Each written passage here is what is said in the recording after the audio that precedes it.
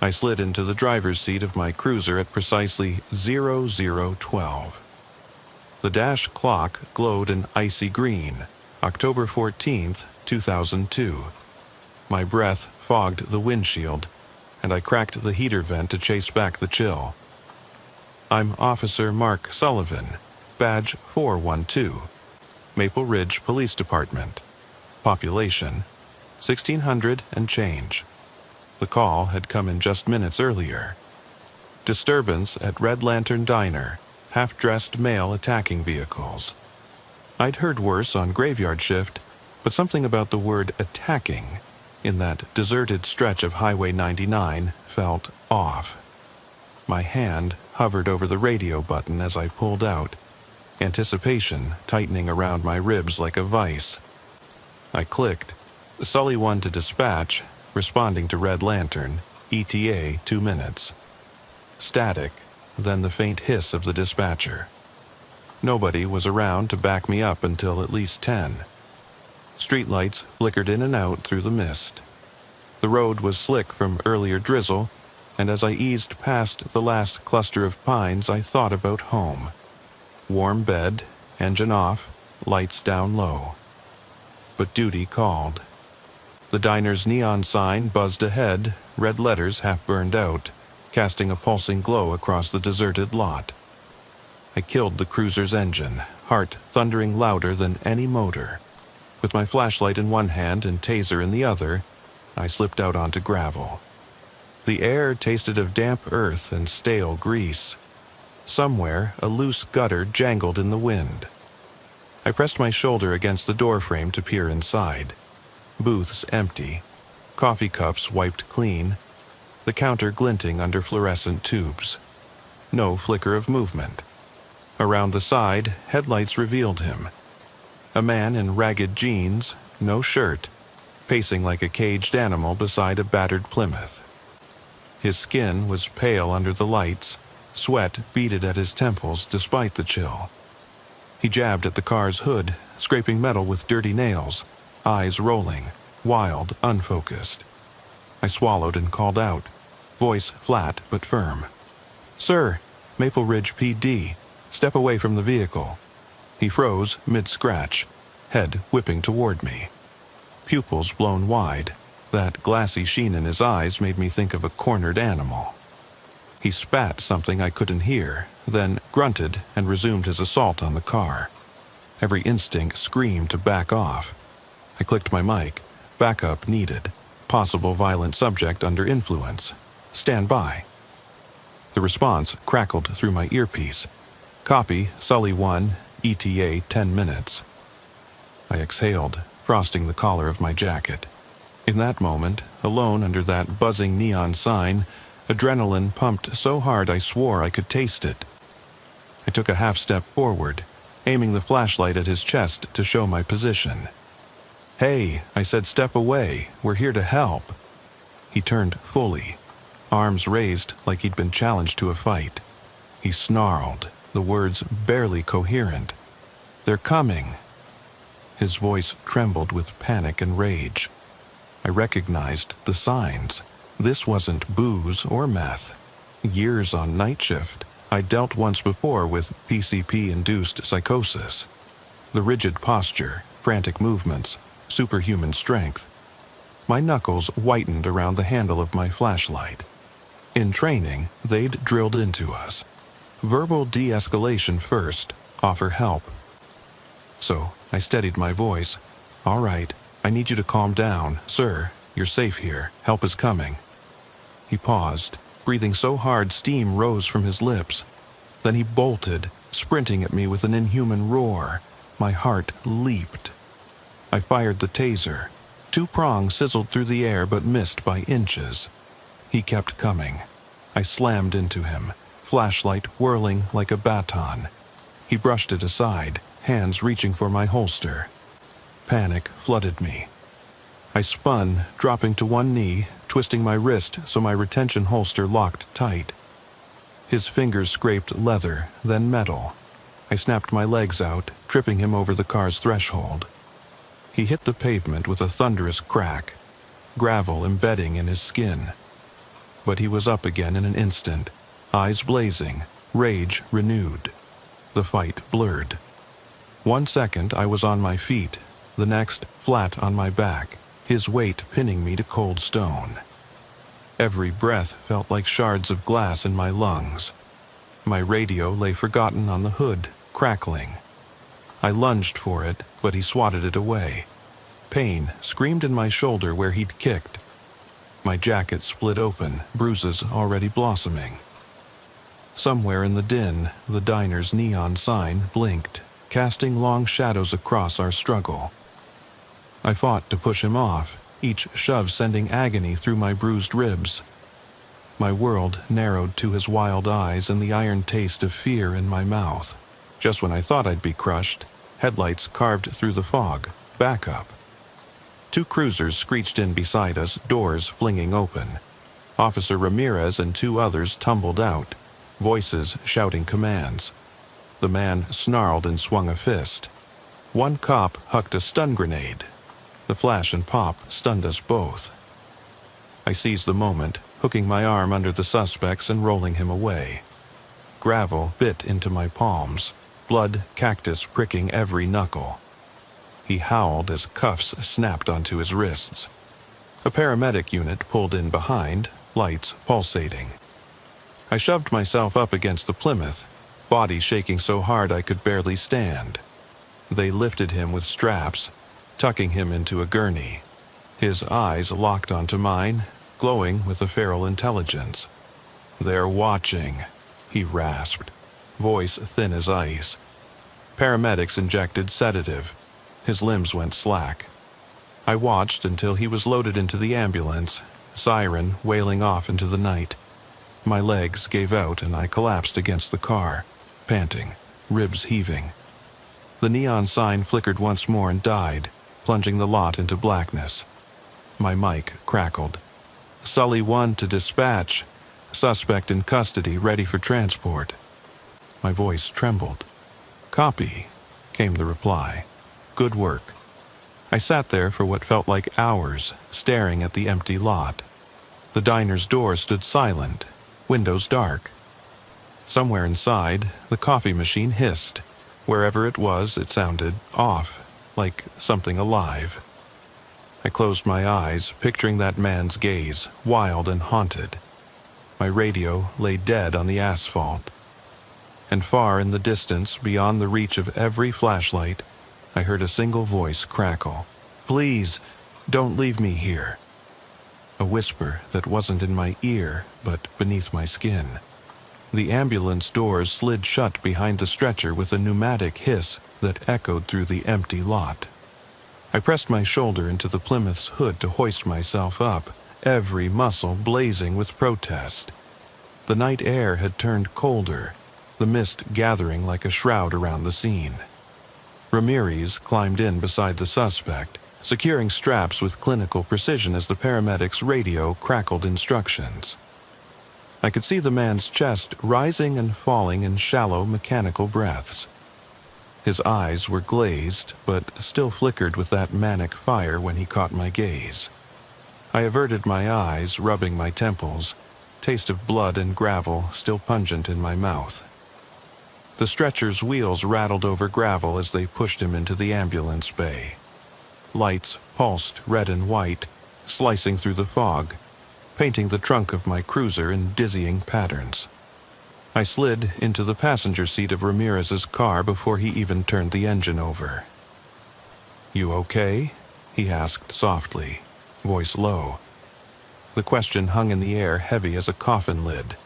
I nodded, running a hand through my hair, knuckles streaked with crimson where I dug into the pavement. By the time we arrived at the county hospital, siren slashing through deserted streets, my heart had slowed to a ragged stutter. Under the harsh fluorescence of the emergency entrance, voices rallied around us.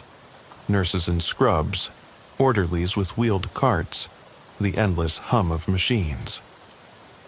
Ramirez stayed at my side until they guided the suspect inside. I watched through the glass doors as they stripped him of restraints, attached IV lines, and ordered a barrage of blood tests. Only then did I allow myself to breathe. Back at the station, the clock on the wall read 2:47. I unhitched my holster, loosening the belt that felt tighter now than any handcuff. My uniform was streaked with mud and smeared with blood. In the locker room's grimy mirror, I saw a stranger's face, eyes shadowed, jaw clenched, cheeks hollow. I closed my eyes and whispered, "Just do your report." But my hands trembled. I took my report folder into the briefing room, a cinder block bunker lit by flickering tubes.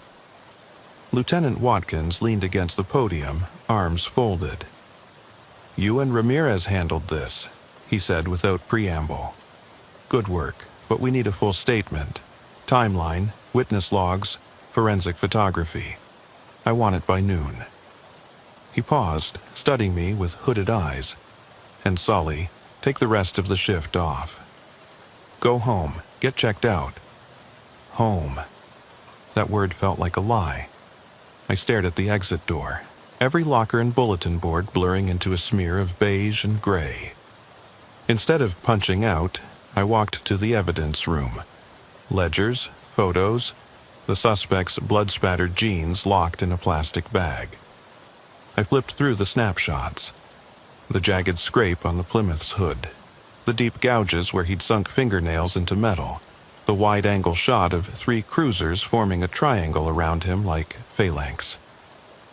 My boots felt anchored to the linoleum. Late paperwork is a silent killer of thought. I composed my initial statement, my cursive looser than usual, words stumbling across the page. Subject exhibited extreme agitation, possible substance-induced psychosis, physical engagement necessary to prevent injury or weapon seizure. Backup delay contributed to escalation. I wrote extreme agitation 3 times before settling. Each repetition felt like scratching at a wound. After 7 pages, I closed the binder, rub of pen dragging across the final line like a tombstone. Headlights flashed outside. Ramirez knocked and entered quietly, carrying 2 steaming cups of coffee. "They're from Mrs. Lane," he said, nodding to the evidence room window. "She insisted." I took the cup with a grunt of thanks, the heat seeping into my fingers. The coffee tasted bitter, burnt grounds clinging to my tongue, but a welcome jolt. We sat shoulder to shoulder, the hum of station fans ticking overhead. "You know," Ramirez began, voice low, "when that guy first lurched at you, I thought you were done for." He swallowed.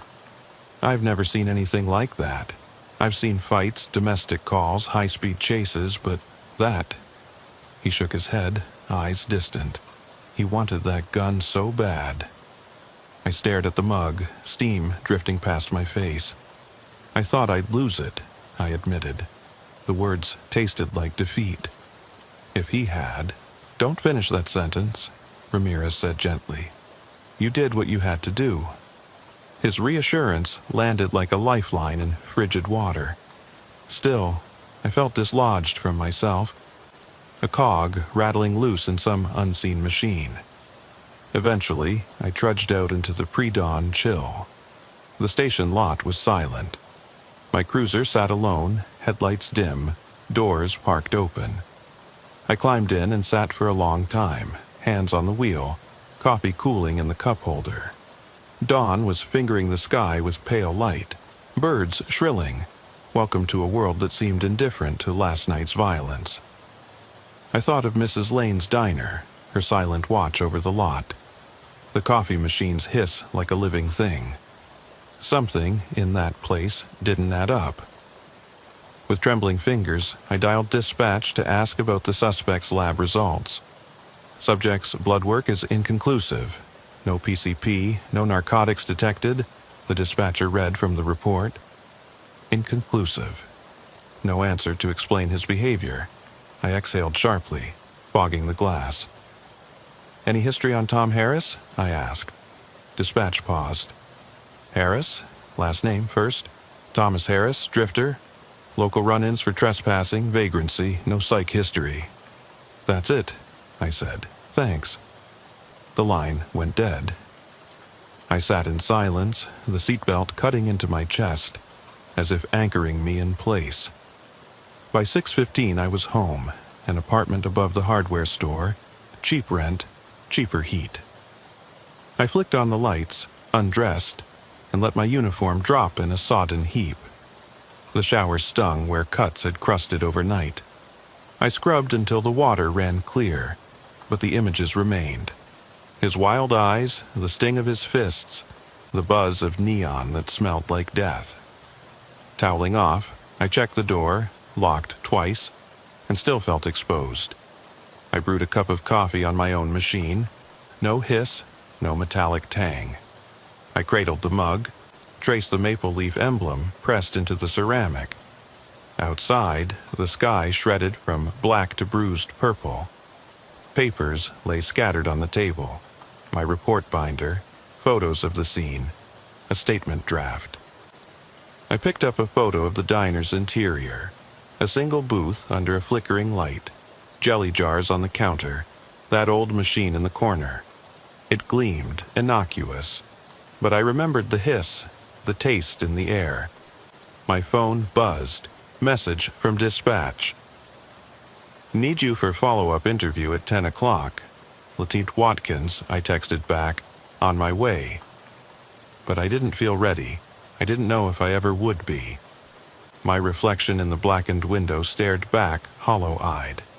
The grunt of a log settling in the apartment below. The coffee was lukewarm now. I set it aside. I thought of the suspect strapped in the hospital bed, sedative drip in his arm, eyes rolling beneath closed lids. I thought of that final whisper I heard at the diner. "Please, don't leave me here." It wasn't his voice, not exactly. It was something else, emerging from static at the edge of hearing. I sipped my coffee, every nerve alive with that impossible whisper. The wind picked up, rattling the window frame. I rose and pressed my palm flat against the glass, fingertips chilled. In the distance, the din of early traffic on Highway 99. A world waking, oblivious. And somewhere out there, the Red Lantern Diner's neon sign flickered back to life, pulsing like a warning. The fluorescent glare of the county hospital's psychiatric ward corridor felt as sterile and unwelcoming as a morgue.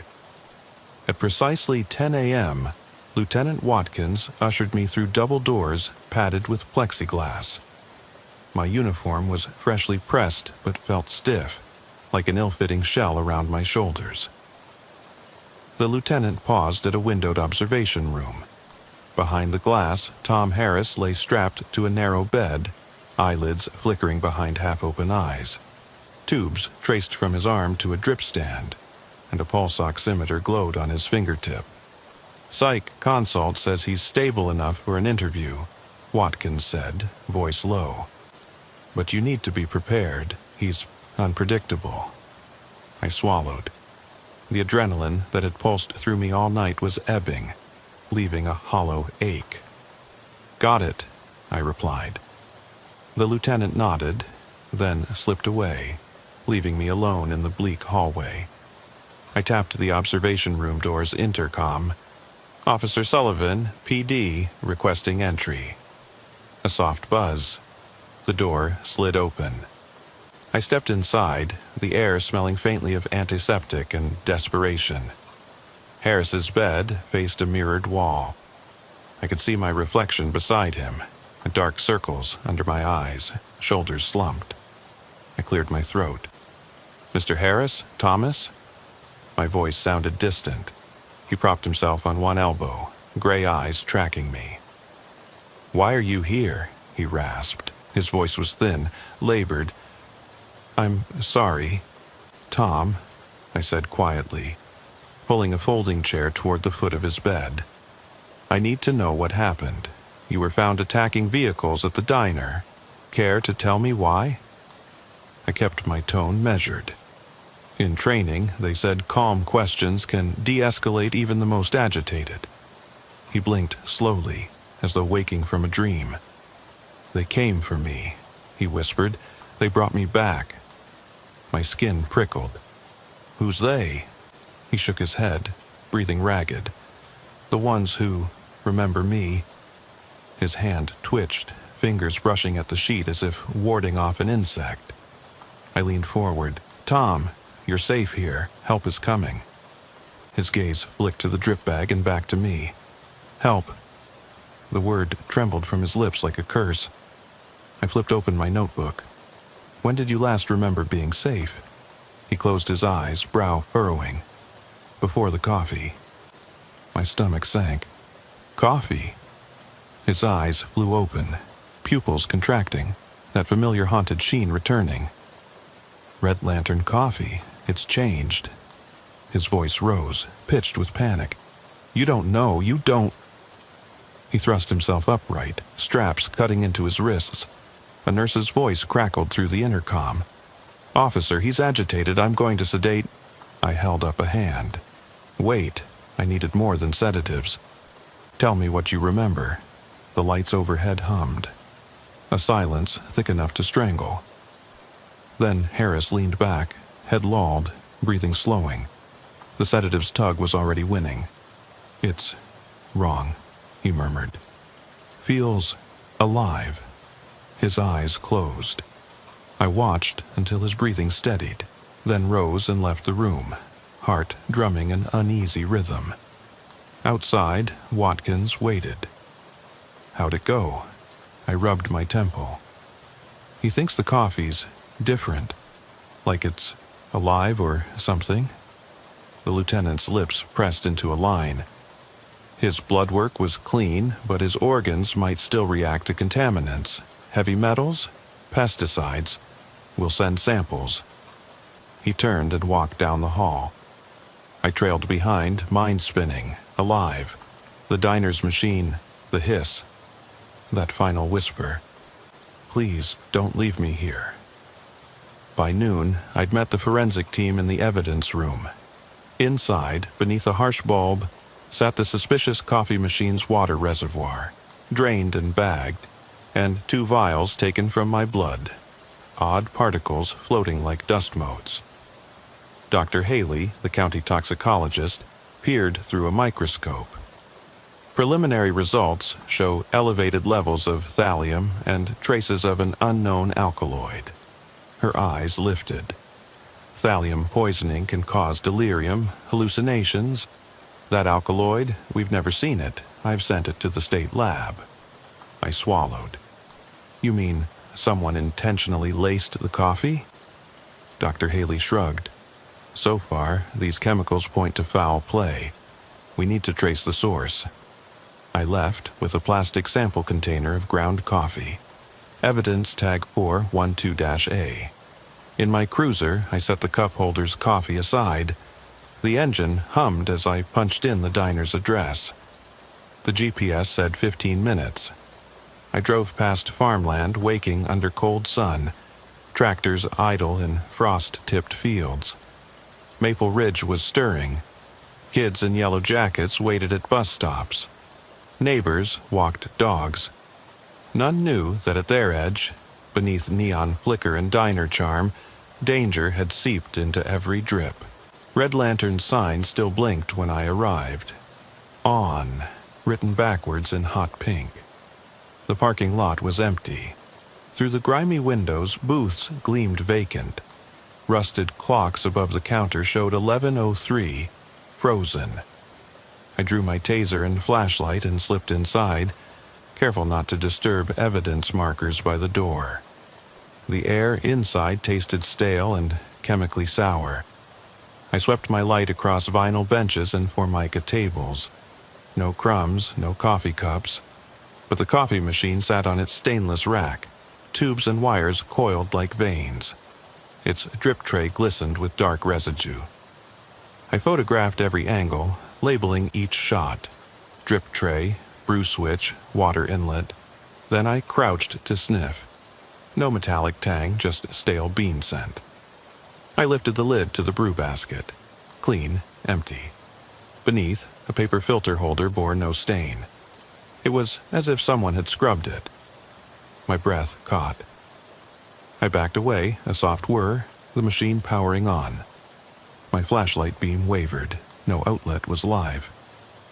I spun to find the nearest exit, heart piston thudding.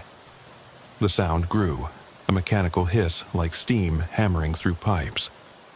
I slammed into the counter, taser raised. The machine's brew light pulsed erratically, alone in the darkness. I pressed the button, then killed the switch. The hiss stopped. My radio crackled. "Sully 1, you there?" It was dispatch. "You okay?"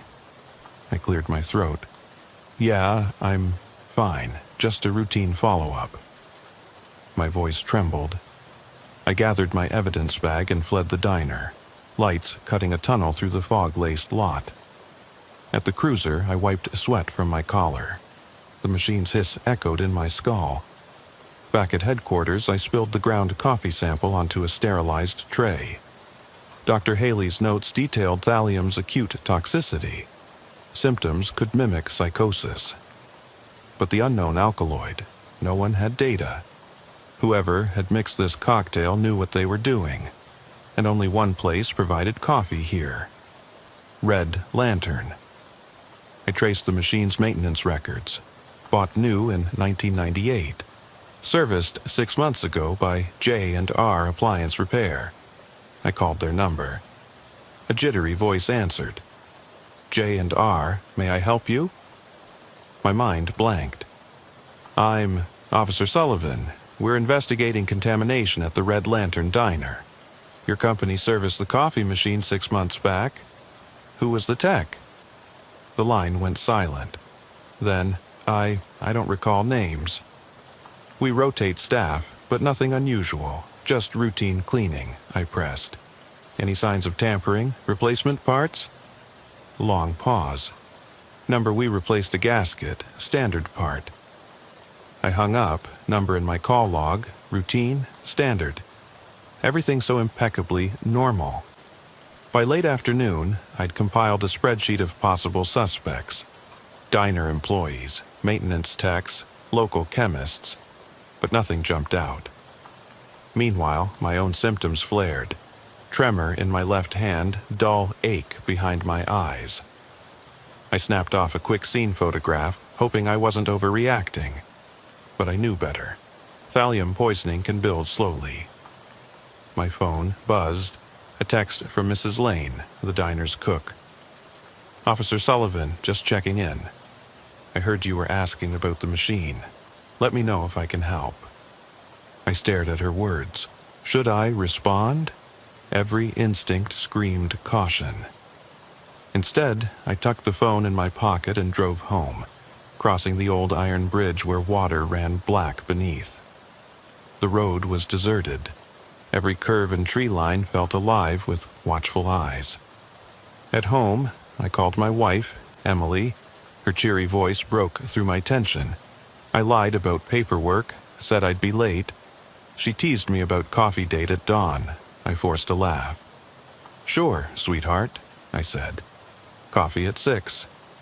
I cradled the phone as if it were a lifeline. After I hung up, I sank to the kitchen floor, back against the cabinets, knees drawn up. The coffee sample sat on the counter. I stared at it, uncertainty clawing at my gut. The house was unnaturally quiet. No hum of refrigerator, no creak of settling beams. I flicked on every light, flashing through rooms like a candle in wind. I found my service pistol in the locked cabinet and hefted it. Metal was reassurance. Cold, unyielding, bound by laws and lock mechanisms. It wasn't the invisible threat in that drip tray. I went to bed only when exhaustion eclipsed nerve. My dreams were kaleidoscopic. A storm of fluorescent bulbs. A phantom coffee machine brewing black liquid that turned to blood. I ran across a desert highway toward a neon sign screaming, "Help!" But the sign shattered, and the pieces stabbed my feet. I woke choking, sweat-soaked sheets clinging to my skin. The clock read 3:13, far too early. I lay rigid, heart pounding, as distant thunder rolled. Rain began to patter against the window pane in irregular rhythms. By 6 a.m., I was at the dining table with my cup of coffee, bitter enough to sting my throat. Emily slumped beside me, eyes half closed. "Rough night?" she murmured. I forced a smile. "Just the usual." She didn't buy it, but she didn't press. I sipped, each swallow a pact. I would keep going, keep searching for answers. If someone had messed with that machine, they would need to be stopped, before more people ended up like Tom Harris, half mad in a hospital bed. I loaded my cruiser with evidence bags, notebooks, a half-empty thermos of coffee. In my vest pocket, a small bottle of atropine, standard issue for chemical exposure. I drove to the address listed for J&R Appliance Repair. A nondescript trailer on Maple Avenue, peeling paint and a fading sign. No cars in the lot. I knocked on the door, no answer. I tried the handle, locked. A single light flickered behind a curtained window. I circled the building, searching for another entrance. At the back, a garage door stood slightly ajar, its hinges groaning. I slipped inside, flashlight beam cutting arcs across scattered toolboxes, industrial solvents, a lone folding chair. The air smelled of motor oil and dust. I cleared my throat. "Hello?" No reply. I edged further, taser in hand, eyes on shadows. At the far end, a desk lamp illuminated a notebook, open to a page of chemical formulas, thallium compounds, scribbled notes about psychoactive alkaloids. My pulse surged. Whoever had serviced that machine didn't operate alone. He'd been experimenting, weaponizing coffee. A soft click behind me. I spun. A figure stepped into the light, coat stained with rust-colored smudges, his face half masked by shadow. I drew my pistol. "Don't move." He raised his hands, palms open. "Officer Sullivan," he said calmly. Voice ringed with controlled panic. "You shouldn't have come here." The hairs on my neck prickled. I steadied the pistol on his chest. "Who are you?" He paused, gaze flickering to the notebook. "Call me. I'm just a technician, but they'll come for you next." My finger tightened on the trigger. The garage door rattled, as though thunder inside. He took a slow breath. "Do you want a cup of coffee?" My heart pounded. Everything else fell away. The thrum of blood in my ears, the hissing machines outside, the distant pulse of neon. I didn't answer. He stepped back into shadow. The notebook's pages fluttered, torn by a breeze I couldn't feel. The formulas blurred into smear, unreadable. I holstered my gun, too many questions chasing each other through my mind. "Stay," I said through the dim, hands where I can see them. He didn't move. The thunderous rat-tat-tat of heavy boots on gravel sounded outside. A squad of cruisers pulled in.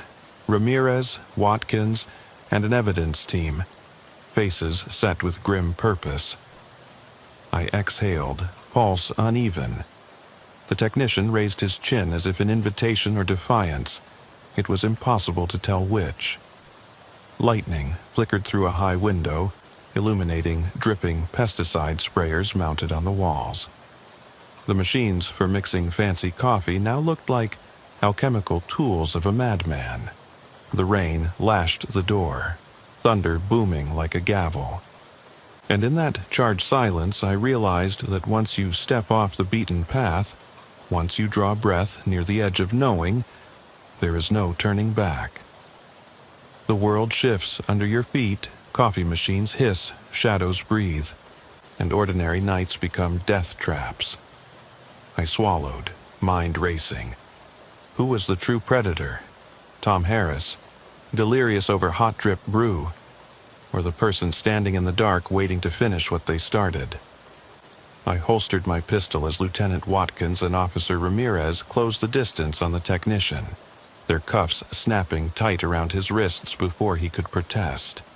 His face was pale beneath the flickering garage lamp, eyes darting like trapped rats.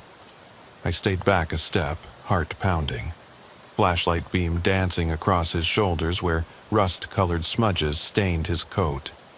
The rain hammered against the corrugated metal roof in uneven drips, echoing around us like a restless heartbeat.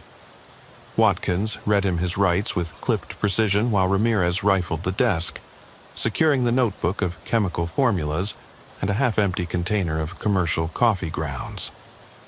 The technician's voice cracked as he whispered, "You don't understand.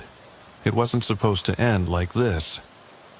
His words drifted into the static of our radios, drowned beneath the thunderous downpour. I scanned the toolboxes lining the walls.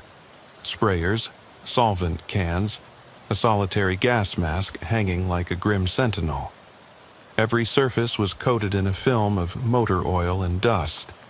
In the corner, an old stereo crackled to life before dying in a gasp of static. The world felt unmoored, edges softened by the haze of adrenaline. Ramirez hustled the technician into the back of a cruiser. The suspect slumped against tempered glass with a look of defeated bewilderment. Watkins turned to me, voice low. "Get that machine secured. We need to send it to Crime Lab for analysis. I'll call for hazmat." I nodded and crossed back to the coffee machine, its polished chrome surface dull in the gloom. The drip tray still glistened with residue I dared not touch without gloves. I lifted the cover at the top. Slick tubes and coils glinted like veins. I snapped photographs, labeling each 412-M1, careful not to disturb the evidence markers already placed by the techs. Lightning glinted through the high window, illuminating the machine's front panel. Brew switch, power light, water gauge. I tested the brew switch again. It clicked, but no hiss followed. The wiring looked intact. Whoever had wired it to deliver thallium or that unknown alkaloid had done it inside the reservoir or water line, not in the control panel. I slipped on nitrile gloves and pried open the reservoir cap. Water pooled inside, its surface oily and tinted a dull gray. I collected a sample into a sterile vial and tagged it 412-W1, then wiped the exterior with a swab, bagging the swab strip as 412-S1. Outside, sirens faded into the night. The rain had slowed to a spatter, but the mist clung low across the lot, curling around my boots. I paused at the garage door, leaving the machine under yellow crime scene tape. Under my breath, I muttered, "One machine. But how many more?" I thought of every diner and cafe in this county, and beyond, with the same model I'd seen here. A network of machines, each quietly dispensing tainted coffee to unwitting victims. The realization hit me like a freight train. Ramirez flagged down a hazmat truck as I climbed into my cruiser. The tech was already handcuffed in the back, eyes hollow. I slid behind the wheel and radioed dispatch. Sully 1, Station 2. Hazmat on scene. Suspect in custody. Sending evidence back to lab. Over. Static crackled. A calm voice replied, "Copy that, Sully 1. Good work. Be advised, lab will expedite tests. Keep me posted." I killed the engine and sat in the dark for a moment, listening to my pulse, tasting copper on my tongue. The drive back to headquarters was a blur of wet pavement and yellow streetlights, my mind looping over every detail. The technician's eerie calm, his warnings, the notebook's formulas. I pulled into the evidence garage, joined by Watkins. We watched hazmat suit-clad technicians seal the machine in a containment crate. Watkins exhaled, shoulders sagging. "We'll know soon enough," he said. "If this was deliberate, there's a hell of a case here." I nodded, but my gut twisted. "I can't shake the coffee taste," I admitted. feels like it's still in my mouth. I spent the next morning in a soundproofed interview room, questioning the technician under bright LED panels. His story was disjointed.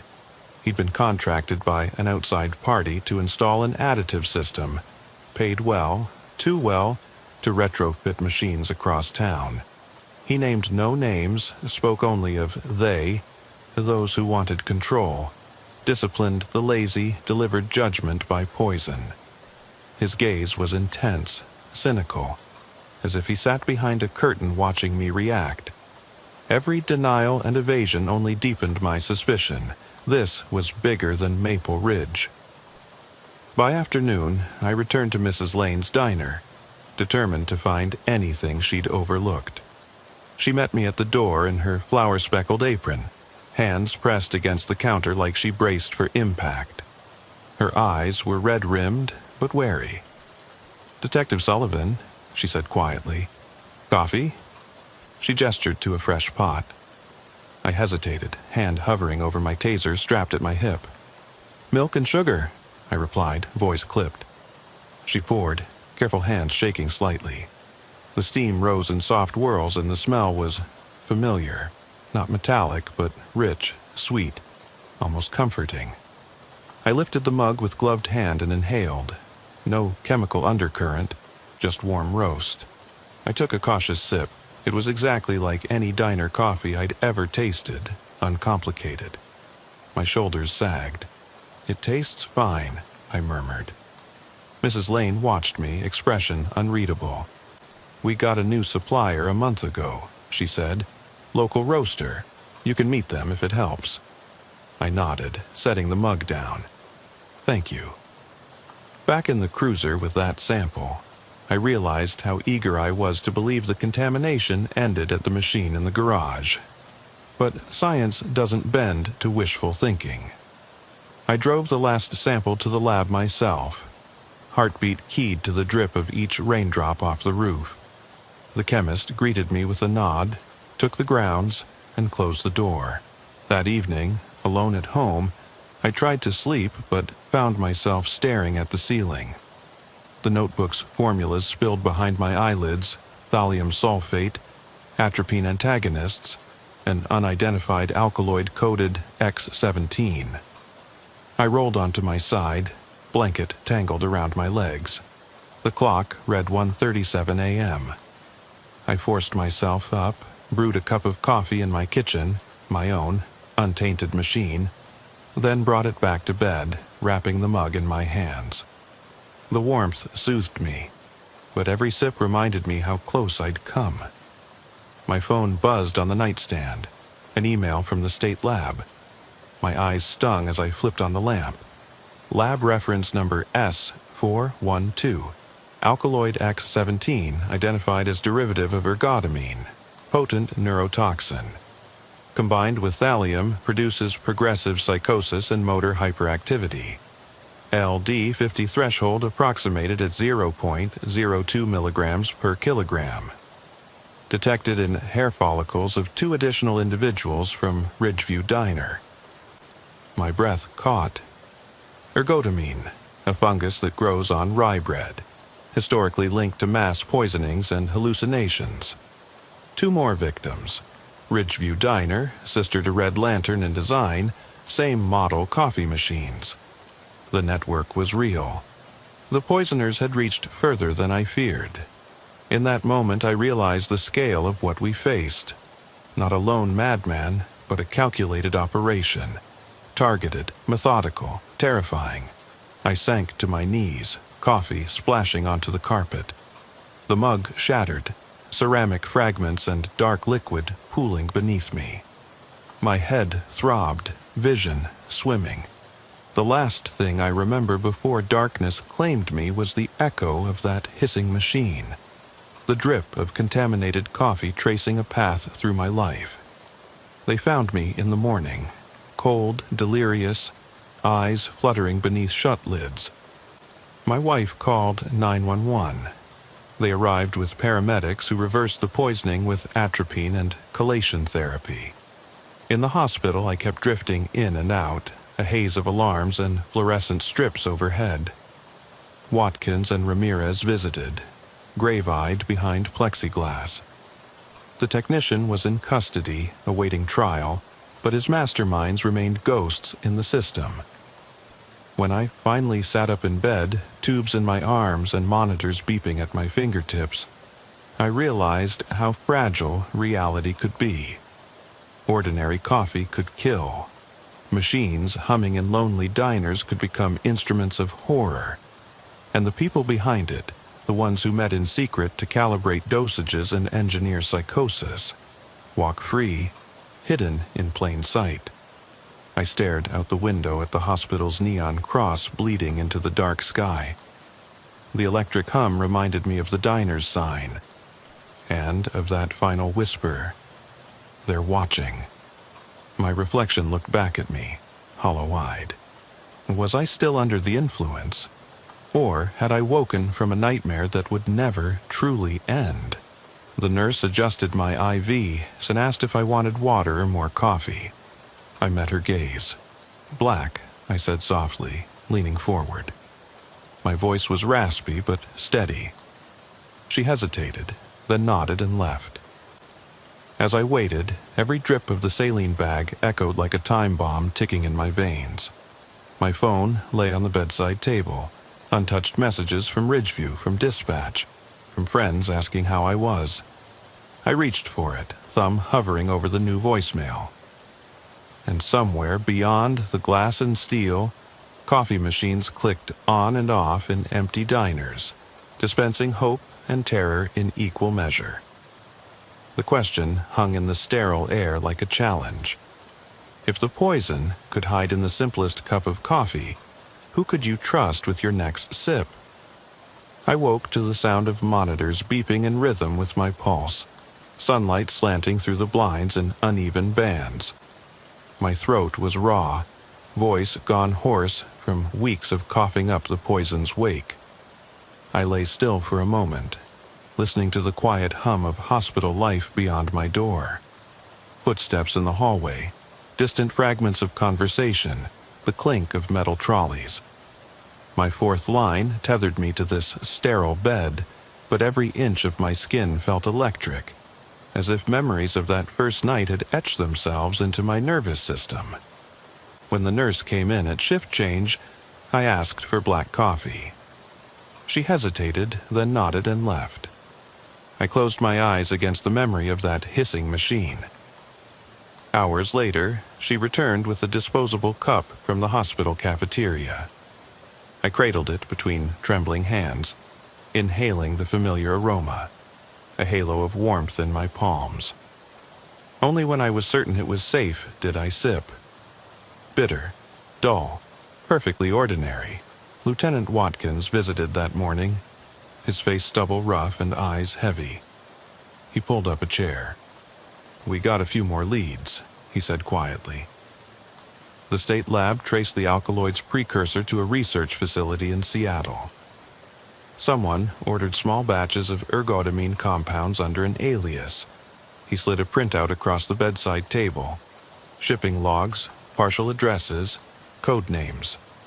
I squinted, trying to make sense. They used the same alias to book 3 rooms at Motel 6 in Grants Pass, Medford, and here in Maple Ridge, all within 2 weeks of the first poisoning. He tapped the paper. They were setting up a network. My stomach turned. The scale was worse than I'd feared. "You think there are more machines out there?" I asked. He exhaled. Every diner, every cafe, anywhere that chain model was common, someone could be waiting. He stood. "Once you're cleared, I want you back on cases. But maybe something with less hospitality." His thin joke landed awkwardly. I forced a nod. When he left, I stared at the cup until it had gone cold. I checked out that afternoon, pale as a ghost, but determined. Emily met me at the entrance, worry etched on her face. I hugged her, arms heavy, breathing in her scent. "I'm okay," I whispered, but in my mind I replayed the moment I collapsed. The whir of the machine, my vision tunneling, that final drip echoing in my ears. Back home, our kitchen felt like a safe haven. I locked the door, drew the blinds, and brewed coffee on my own machine. No chance I'd risk a single cup anywhere else. As I poured, my phone buzzed. An anonymous tip forwarded by dispatch. Check Victor's Cafe on Highway 199, same machine model. I looked up at Emily. She tracked my gaze, eyes wide. "I'm going," I said. "I have to." The drive south was restless. Wipers swiping rain into smeared arcs. My knuckles white on the wheel. Victor's Cafe sat at a lonely intersection, white clappered walls and string lights unlit. I parked under the awning and approached on foot. Badge clipped to my belt, taser and gloves ready. Inside, the bell above the door jingled. The place was empty but for a lone barista mopping floors, young, dark-haired, startled by my arrival. "Officer Sullivan, Maple Ridge, PD," I said quickly. "I need to inspect your coffee machine." He hesitated, face going pale. Sure, it's right here." He led me to the back counter. The same model, chrome and steel, sterile yet ominous. He fumbled with the buttons. "We just got it 6 months ago. New supplier, Townsend Roasters in Seattle." I nodded, observed, no signs of tampering. Reservoir cap threaded tightly, filter basket empty. I swabbed the reservoir, bagged the sample. Then I noticed a small engraved plate at the machine's base. Service by J&R Appliance Repair, May 3rd, 2025. My blood ran cold. I turned to the barista. "Who serviced this?" He swallowed. No idea. Our manager called them." I pulled out my phone. "What's your manager's name?" He shook his head. "She left last week, took a job in Medford." I thanked him, tucking my notes away, and slipping back into the rain. By dusk, I was back at the station, drenched and wired on adrenaline. I paced the briefing room as Watkins and Ramirez mapped out our next move. "That cafe ties into Seattle shipping, Grants Pass bookings, now here," Watkins said. He tapped the map. "They're building a chain, modular poisoning. If we can identify the funding, we can trace the masterminds." He looked at me. "You up for a stakeout?" I pressed my lips tight. "I don't know if I can." Without coffee, Ramirez grinned. "We got thermoses." The three of us piled into an unmarked car and headed back to Grants Pass. Night had fallen, rain smearing streetlights into orange halos.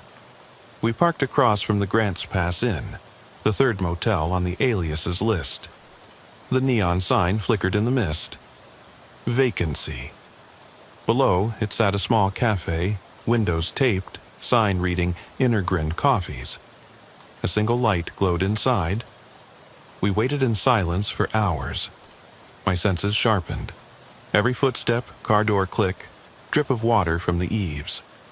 Ramirez sipped from a thermos. I stared at the cafe's door, willing it to open. Nothing. Just the rain, the hum of distant traffic, the tick of the clock above the cafe entrance. At 2:13 a.m., a shadow moved inside. A man in a dark parka emerged, coffee cup in hand. He glanced around before slipping behind the building. I whispered, "There, on foot." We slid out, following at a distance. He darted along an alley, paused at a green door with peeling paint. He knocked once, twice. The door swung open and he slipped inside. Ramirez signaled. We advanced. Inside was a small storage room. Crates of coffee beans stamped Townsend Roasters, empty packaging for ergotamine reagent kits, and a hacked coffee machine on a workbench, tubes rerouted to a hidden reservoir. A single bulb dangled overhead, painting the scene in stark light. Papers scrawled with financial ledgers pinned to a corkboard. Wire transfers, shell corporations, coded notations, links to an offshore account in Belize. I raised my badge. "Hands where I can see them." The man froze, then turned, eyes familiar. It was the same technician we'd arrested, the coat still smudged with rust. He dropped a folder. "That's them," he said hoarsely. "The network. They have names, they have power." He took a shaky breath. "You think it stops at coffee? They're betting on chaos. Psychosis is just the beginning." Before I could cuff him again, a sudden crack of thunder rattled the window. He pointed. "They're inside." My heart seized as footsteps echoed. A second figure stepping through a back door, face obscured by a hood. I leveled my taser. Ramirez moved to flank, but the hooded person raised a hand and a voice rang out, metallic and calm. "Officer Sullivan, you've done well chasing our distractions, but justice is served by the big picture." I hesitated, mind racing. The figure stepped into the light, features obscured, only a faint glint of a ring on one finger. They held a coffee cup. "Ladies and gentlemen," the voice continued, "enjoy your coffee." The cup's brim dripped dark fluid. "You never think to test the last drop." My stomach lurched. I fired the taser, the prongs embedding in the figure's shoulder, but they barely flinched. Ramirez kicked at their chest. The figure staggered but stayed upright. They raised the cup, tilted their head, and swallowed in one smooth motion. Then the world blurred. Ramirez's shout, the whine of the taser dying, pain blooming across my skull. I covered my eyes as the figure backed away. My vision darkened to edges. When I opened my eyes, I was slumped against the workbench, Ramirez beside me, bruised but alive. The hooded person was gone. The makeshift lab lay half destroyed, spilled beans, cap removed from reagent kit, wires dangling.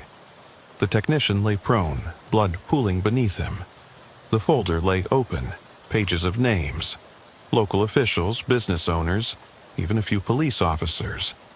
Each name coded with a machine's serial number. Ridgeview Cafe, Victor's, Red Lantern, Inner Grind, and a final line. Dorchester County, upcoming rollout. I bolted upright, adrenaline ravaging my limbs. "There in Dorchester, that's on the East Coast." Ramirez nodded, scanning the folder in disbelief. The plan was bigger than all of Oregon, a coast-to-coast network. "We have to alert the feds," he said. I grabbed my radio. "Sully 1 to dispatch. Request immediate federal assistance. I have evidence of interstate chemical weapons distribution." Outside, rain pelted the alley in sheets. Sirens howled closer, but the world felt out of joint. I dropped to my knees and thumbed the hooded figure's discarded cup. It was empty, but for a smear of dark residue. I lifted it to my nose. No metallic tang, just acrid bitterness. My mind reeled. They'd drunk it themselves to prove loyalty or innocence. Either way, they weren't afraid. Whoever orchestrated this had resources, reach, and the willingness to drink poison last. We secured the scene, packing evidence, tending to the technician. By dawn, federal agents swarmed the motel and cafe, helicopters circling overhead, tracer teams in hazmat gear. I answered questions in the rain, my uniform plastered to my skin. Emily arrived, drenched and huddled under an umbrella, fear and relief warring in her eyes. I embraced her, closing my own panic behind a mask of professionalism. The investigation snowballed. Indictments, raids, court filings. News headlines screamed, "Coffee terror plot foiled," and "Cops versus caffeine conspiracy." I testified in D.C., my words echoing in grandiose chambers. But behind the scenes I felt hollow. The network's top architects remained shadows. Shell entities, untraceable trusts, lawyers in offshore havens. They were always one step ahead. Months later, I returned to Maple Ridge on vacation leave. The Red Lantern Diner was open again, neon humming softly, coffee cups stacked neatly. I sat at the counter, ordered a black drip, and watched Mrs. Lane pour. Her eyes met mine, knowing and guarded. She placed the cup before me. Steam curled upward, carrying the scent of roasted beans. I wrapped my hands around it, heart pounding. With every instinct screaming, I set it down untouched. Instead, I pulled a flask from my jacket and poured a small amount of my own brew into the hospital-issued sample bag, just enough to test. I slid the cup back. "On the house," she said quietly. "Welcome back, Officer Sullivan." Her smile wasn't warm, it was wary. I nodded and left, empty-handed, heart hammering. Outside, neon touched the pavement in ruby pools. As I slid into my car, the sky fractured with distant thunder. I reached for my phone. One missed call from an unrecognized number, no voicemail. I ignored it. I looked at the unopened coffee cup in the trash bin next to my door. In the cup's bottom lay a single line etched into the foam's residue. "Enjoy your next cup." I froze. The world tilted.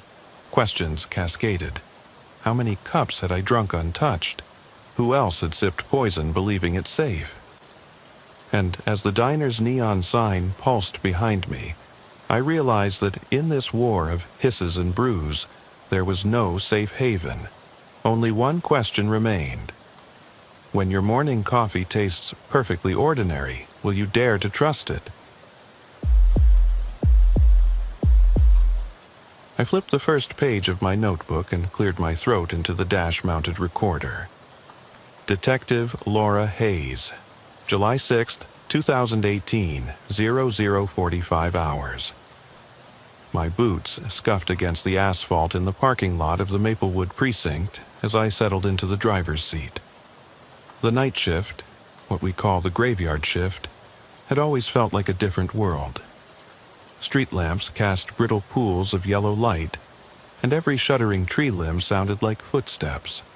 I'd been on the force for 13 years, but nothing could ever dull that first surge of tension when the sun finally sets and the real work begins. I thumbed the collar of my uniform shirt, the thin fabric already damp with sweat. Ohio summers were humid nightmares. The air clung to your skin like a wet blanket. I'd grabbed my coffee from the precinct's break room 5 minutes ago, but it was already lukewarm. The fluorescent lights overhead flickered softly as I idly traced the condensation on the styrofoam cup. I felt the buzz in my shoulders, the leftover adrenaline from a routine property damage call an hour earlier. I never truly unwind until dawn breaks and the shift ends. My partner, Officer Marcus Reed, was still at the station completing paperwork. He'd asked if I needed backup tonight, standard protocol, but I assured him I had it under control. Backup never came fast enough when it counts anyway. Solo patrol was part of the job. When you're the first one on scene, you only have yourself to rely on. At 00:52, the radio crackled. All units, domestic disturbance in progress. Possible shots fired. Location 130 Crestwood Drive. Respond. Code 3. My grip tightened on the steering wheel. 10-4, I replied, switching on the siren. The black and white leapt forward, its red and blue lights dancing off the low-hanging eaves of suburban homes. The engine's roar was my forward heartbeat as I accelerated down Elm Street, the tires whining against the asphalt. Crestwood Drive was a narrow cul-de-sac lined with maple and oak trees, their branches arching overhead like gnarled sentinels. At the center stood a 2-story ranch house, number 130, its vinyl siding streaked with rain from last night's storm. A single balcony jutted out above the garage, white railings now glinting under my spotlight. The entire street felt frozen in that moment. A deer statue in a front yard, but one glance at the swirling blue light told me it was anything but peaceful. I throttled the engine to a stop 10 feet from the curb, killed the siren, and grabbed my flashlight and radio mic. The beam cut through the darkness, revealing a scattering of gravel on the lawn, tiny stones stained pink. I crouched low, edged toward the house, and called out, "Maplewood PD. Detective Hayes." Silence answered me, thick like cotton. Then came the telltale sound, the clack of shoes on wood above, quick and panicked, like someone trying not to be heard. My heart pounded. Standard approach would be to wait for uniformed units, but the dispatcher's tone meant there was already chaos inside. I edged up the front steps, my flashlight trained on the balcony railing. The sliding glass door was cracked open, shards of glass slivered at our feet. I took a breath, pushed it the rest of the way, and vaulted onto the balcony in one smooth motion. Inside the living room, frozen in the blue glow, stood a teenage girl pressed against the wall, her eyes wide, tears streaking down her face. A man in his early 60s, white hair brushed back, held a revolver in a shaking hand. His knuckles were white, his chest heaved with every exhale. "Sir," I said, voice steady but clipped, "drop it. Now." He didn't move. His gaze flicked to the floor, then down, where something I hadn't seen yet lay sprawled. My stomach knotted. The girl, no older than 18, dressed in pajama pants and a tank top, scrambled forward. "Dad, please," she cried. "Jason, please, please stop." The man's breathing hitched. He lowered the gun an inch. That was all the hesitation I needed. I fired my taser at his center mass. 2 prongs arced through the air, connected, and his body convulsed.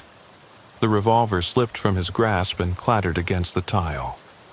He collapsed on his side, still twitching, the wheel of spent shells rotating beneath him like a rusted flower. I holstered my taser and stepped over to Jason Miller's body. He lay face down, one arm curled beneath his chest, the other splayed beside him. I flipped him onto his back. His wide eyes stared at the ceiling, glass fragments glittering in his hair. Crimson dyed the carpet and pooled around his shoulders. The cheap cotton of his polo shirt was torn. 2 ragged holes on the right side of his chest. Not mushroom-shaped entry wounds, but clean, precise holes from 3 8-caliber bullets. His breathing was shallow, labored. He was still alive. I grabbed my radio mic. "Dispatch, we need EMS immediately to 130 Crestwood. Victim is a male, 19 years old, 2 gunshot wounds to chest, conscious but unresponsive. Possible internal bleeding." My flashlight beam danced across the man on the floor, Charles Thompson. His eyelids fluttered. I dropped to one knee beside him, pressing my sidearm's muzzle to keep him from headbutting me as I handcuffed his twitching wrists behind his back. "Maplewood PD," I said into the mic clipped to his shoulder. "You are under arrest for the shooting of Jason Miller." He tried to speak, but only a low groan came out. One of the uniformed officers finally arrived, kicking open the front gate behind me. I handed off Thompson and knelt by Jason, rolling him onto his side in case he vomited. His lips were gray, eyes unfocused. "Hang on, kid," I murmured. "Help is coming." 10 minutes later, EMTs tore through the front door, dragging stretchers and defibrillators. Their presence split the dark hush into buzzing chaos, shouting, the whir of pumps, the mechanical hiss of oxygen masks. I hovered at the edge of the scene, watching them strip Jason's shirt, press gauze to his wounds, and flip him onto the stretcher.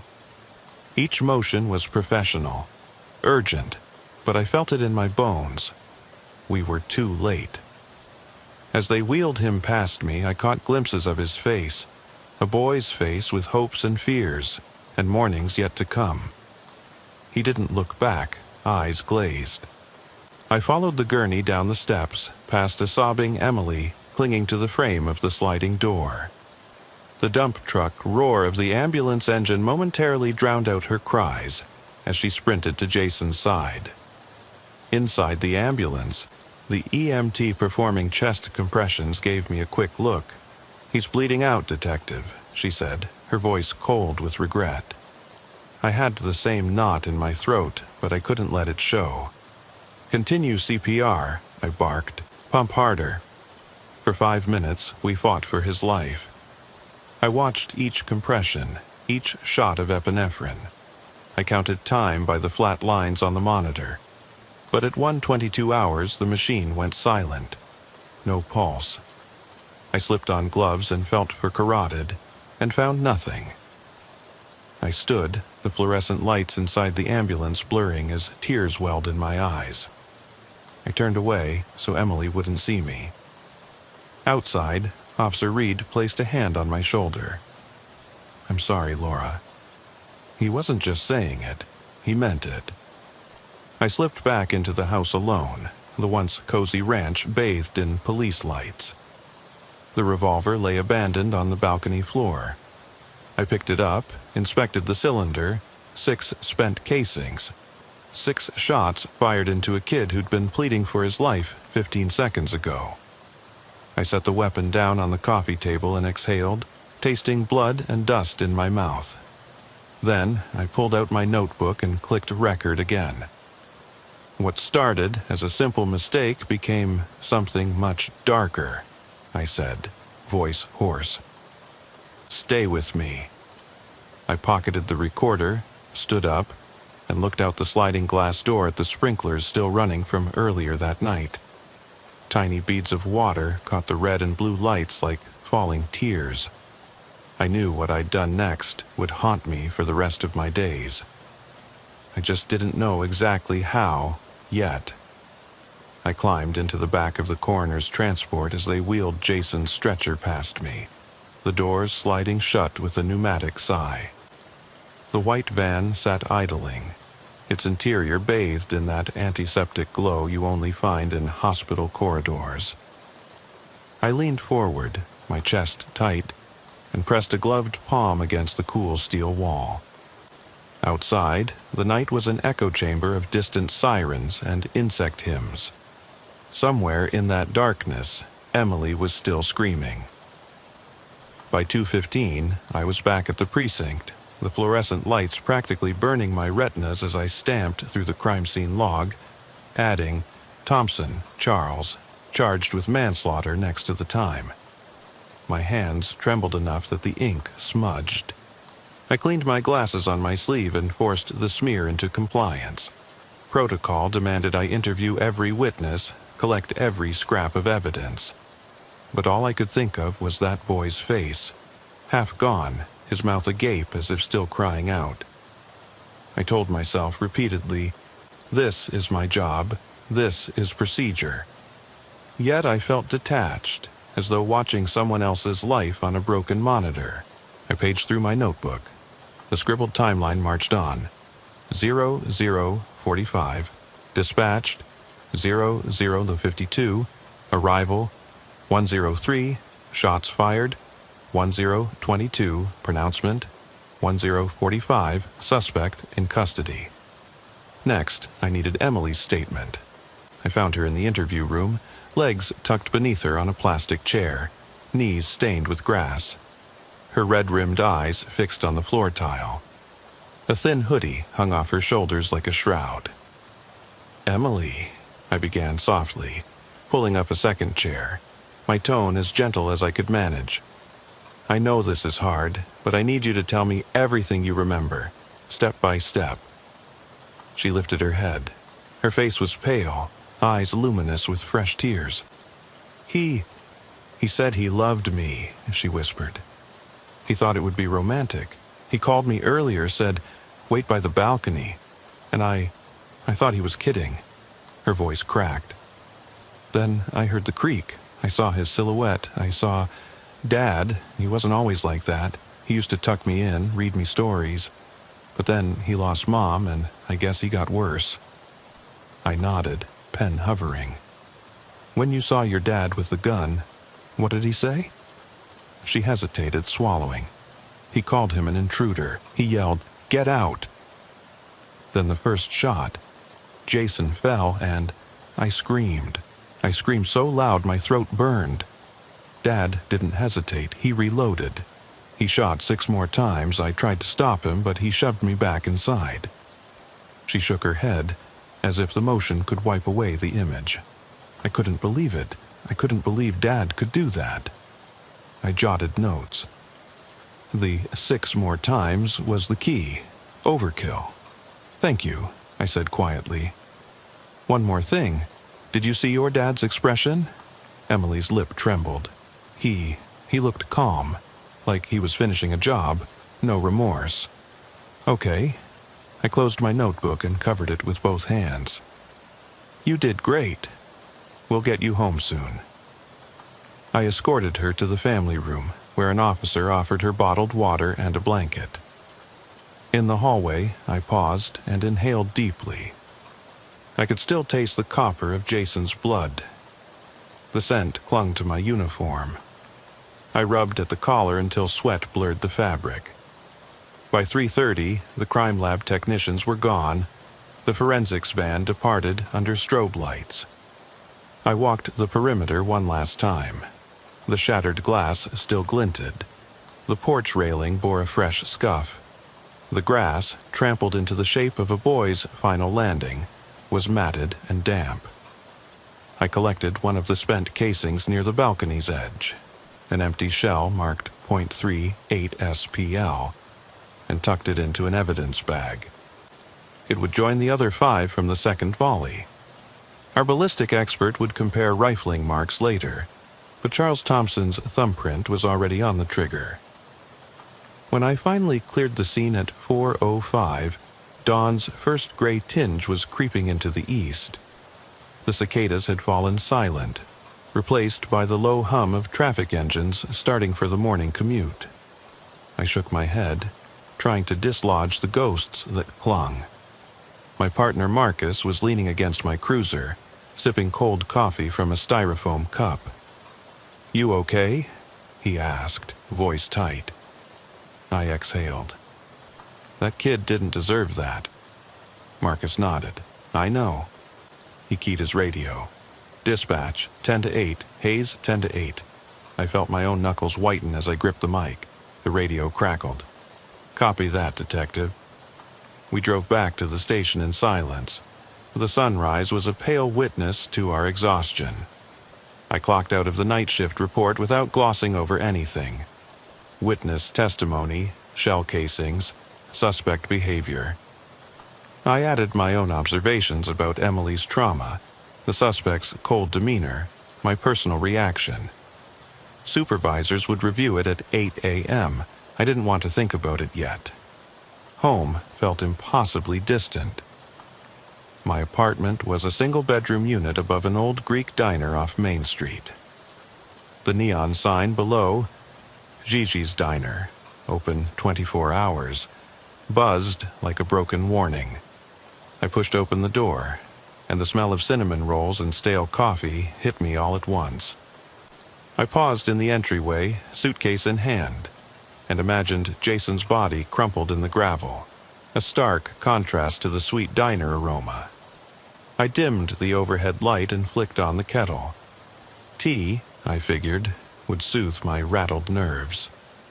While the water boiled, I lay out my uniform across a chair, noticing for the first time the patch, a silver eagle clutching arrows and an olive branch. I touched it absently, wondering if it symbolized justice or just the crushing weight of responsibility. I poured tea into a chipped mug and dragged myself onto the couch. The TV flickered on, tuned to the morning news. A local anchor rattled off the day's weather. Expect sunshine, high of 85. I wanted to mute it, but the mundane chatter felt like a lifeline to normalcy. My phone buzzed. An alert from the department. Ballistic report pending. Suspect's bail set at $500,000. Next court date, July 18th. I exhaled and texted back a brief confirmation. Then I stared at the mug in my lap. The steam curled upward like ghostly tendrils. I brought it to my lips and sipped. The tea was weak. I could taste the tannins more than anything else. My hand shook. I set the mug on the coffee table and reached for my voice recorder. I clicked it on. Detective Hayes, personal log. It's 6:15 on July 6th. I'm home, technically. I can still feel Jason's ribs under my palm. Still hear Emily's voice begging for mercy. I know it's all in my head, but the line between memory and nightmare is blurred. I need sleep, yet I'm terrified of closing my eyes. I paused and rubbed my forehead. Tomorrow, I'll head to the DA's office. I'll testify. I'll stand in that courtroom and tell them what a scared kid he was, how he begged for his life. But tonight, I'm afraid the memory will follow me into the dark. I clicked it off. I tried lying down, but my mind spun. The image of Charles Thompson reloading, his eyes vacant. Emily's face twisted in horror. The flash of my taser, the crunch of gravel under my boots. Every sound made me jump. At 7:45, I gave up on sleep and crawled back to my desk, clearing space for my laptop. I called a detective in juvenile services whom I'd worked with before. She agreed to check on Emily's placement with a trauma counselor. Then I drafted a preliminary report for the DA, describing emotional states, procedural timing, and possible mental health evaluations for Thompson. By mid-afternoon, I was back at the precinct, but night had already crept into every crevice of my thoughts. The DA's office was a stone building downtown, looming like a tomb. I sat across from Assistant District Attorney Perez, a sharp woman with steel-rimmed glasses. She read my deposition in a single glance. "You've been thorough, Hayes, but the key question will be Thompson's state of mind. Self-defense claims hinge on perceived threat." I leaned forward. "He shot a kid on the ground 6 more times." My voice dropped lower than I meant. "That's not perception. That's execution."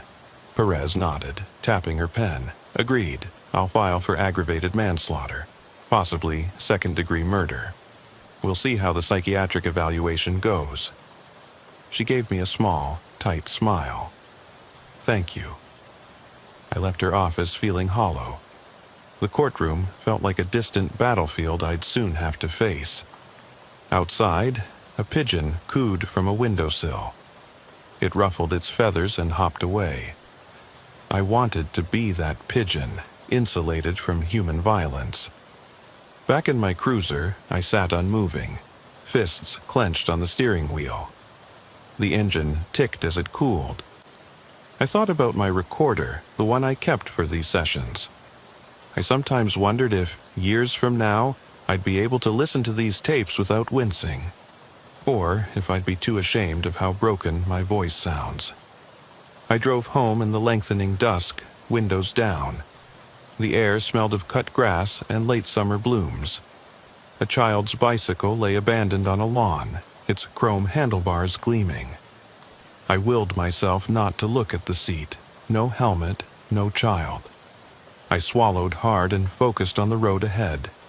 But in the rearview mirror, I thought I saw a flash of movement behind me, a shadow drifting across the back seat. I blinked, and it was gone. I pulled into my driveway and turned off the engine. The world outside my windshield was normal. The quiet hum of air conditioners, the glow of porch lights. I grabbed my recorder one last time. "Night 2, I whispered. "The ghosts won't let me rest. Tomorrow, we begin the trial prep. But right now, I'm not sure I can separate who I am from what I saw." I tucked the recorder into my coat pocket and stepped out into the night. A late breeze stirred the leaves, and somewhere, a dog barked. I exhaled into the darkness. "I'm still here," I murmured. "I'm still standing, but for how long?" And with that, I closed my eyes, waiting for sleep, waiting for the nightmares to begin. I woke to the shrill chirp of my phone at 5:30 on July 17th, 2 days before the preliminary hearing. My head throbbed with fatigue, every muscle protesting. I'd sat at my desk until sunrise drafting statements, reviewing witness logs, combing through every piece of evidence. Now, as I blinked at the soft glow of the screen, I saw a text from Ada Perez. 9 a.m. trial prep. Conference room, please be ready. I rubbed my eyes and dragged myself upright, tossing off the thin throw I'd dozed under. My apartment felt colder than usual, as if the air itself recoiled at my presence. By 7 a.m., I was behind the wheel of my cruiser again. The morning commute buzzed around me, commuters with coffee to go and earbuds in place, oblivious to the carnage that had stained Crestwood Drive. I passed under the diner sign. Gigi's neon glow flickered, half-heartedly inviting patrons to breakfast.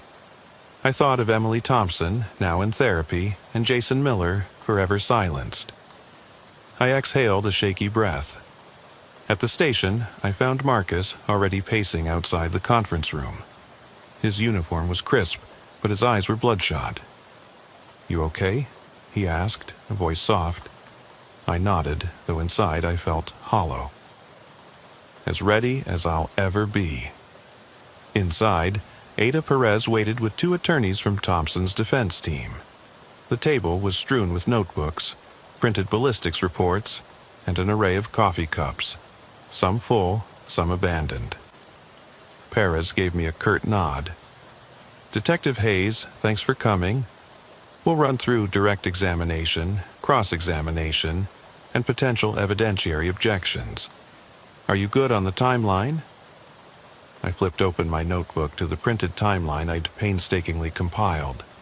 Dispatch at 00:45, arrival at 00:52, first shots at 01:03, pronouncement at 01:22, suspect in custody by 01:45.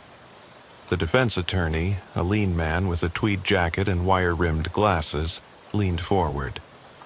"Detective, we may question the exact timing. There's a 2-minute discrepancy between dispatch logs and your dash cam timestamp. Can you account for that?" I forced my voice steady. Dispatch logging can lag by a few seconds. My dash cam is synced to GPS, which aligns closely with dispatch. The 2-minute window includes my acknowledgement delay and manual logging. I'm confident those times are accurate within a few seconds. He frowned, but moved on. We spent 3 hours drilling potential cross-questions. Did you draw your service weapon before tasering Thompson? Why didn't you wait for backup? How did you approach the balcony? Each time, I relived the moment, stepping onto that wooden railing, the echo of my boots, the surge of adrenaline. My palms sweat just thinking about it. Finally, Perez called it. "Good work, Laura. The jury will see you as calm, collected, and precise." I nodded, but my stomach churned. Collected and precise in the face of an execution. The thought felt wrong. Afterward, Marcus drove me back to the station to finish paperwork.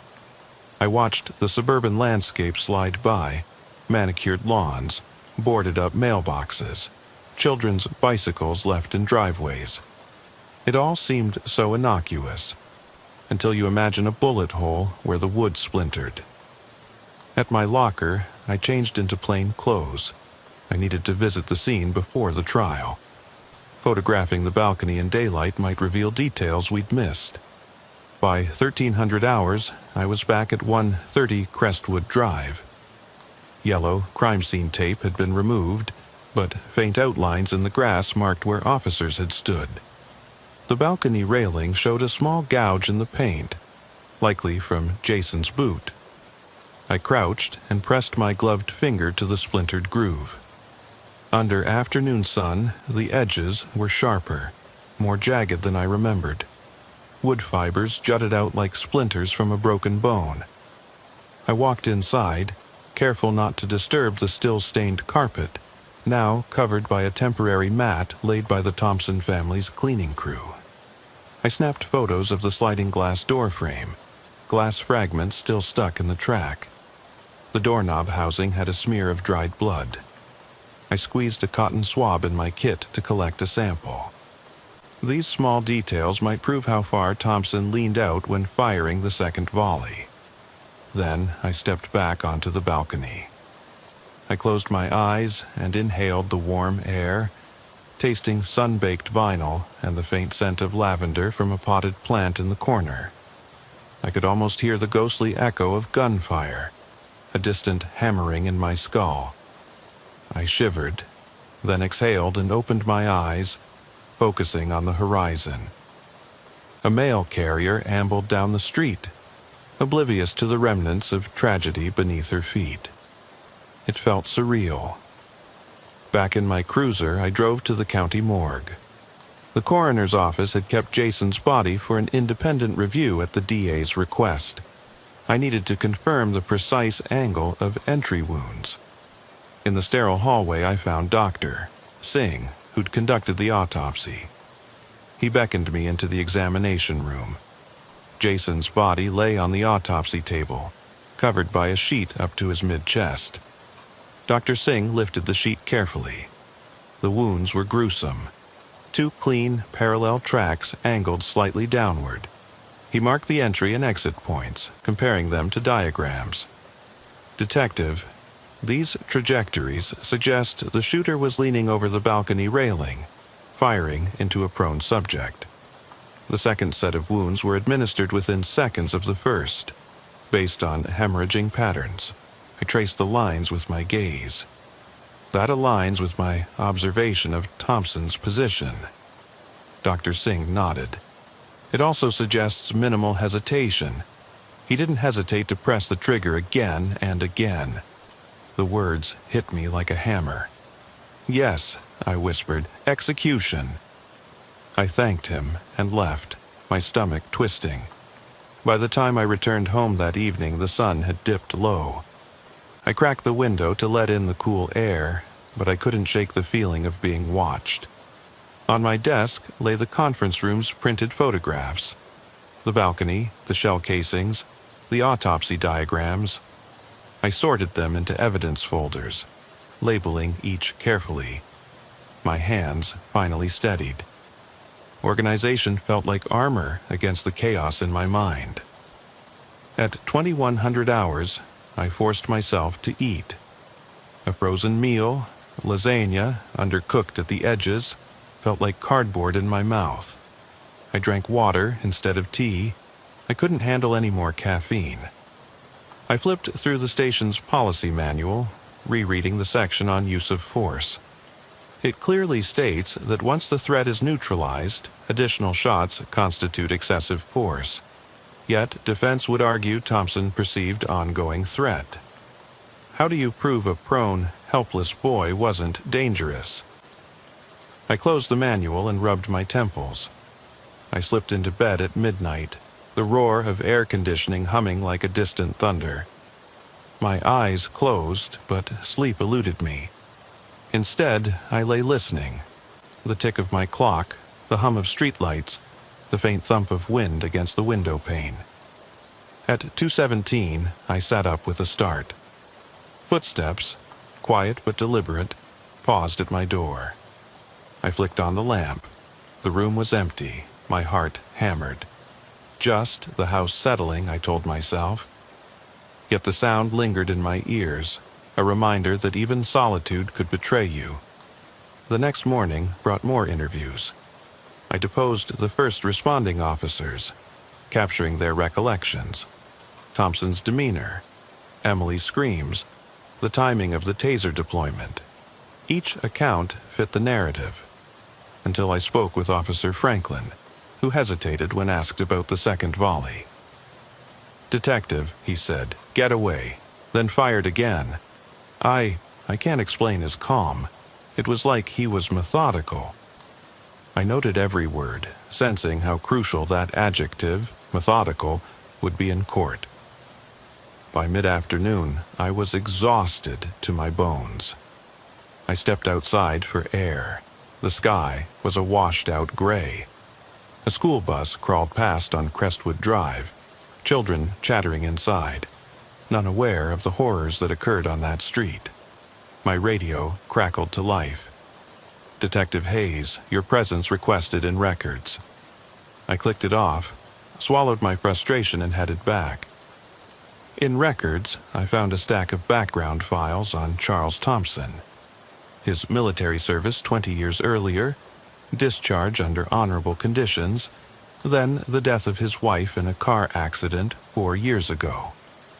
He'd struggled with depression, taken leave for counseling, then returned to a desk job.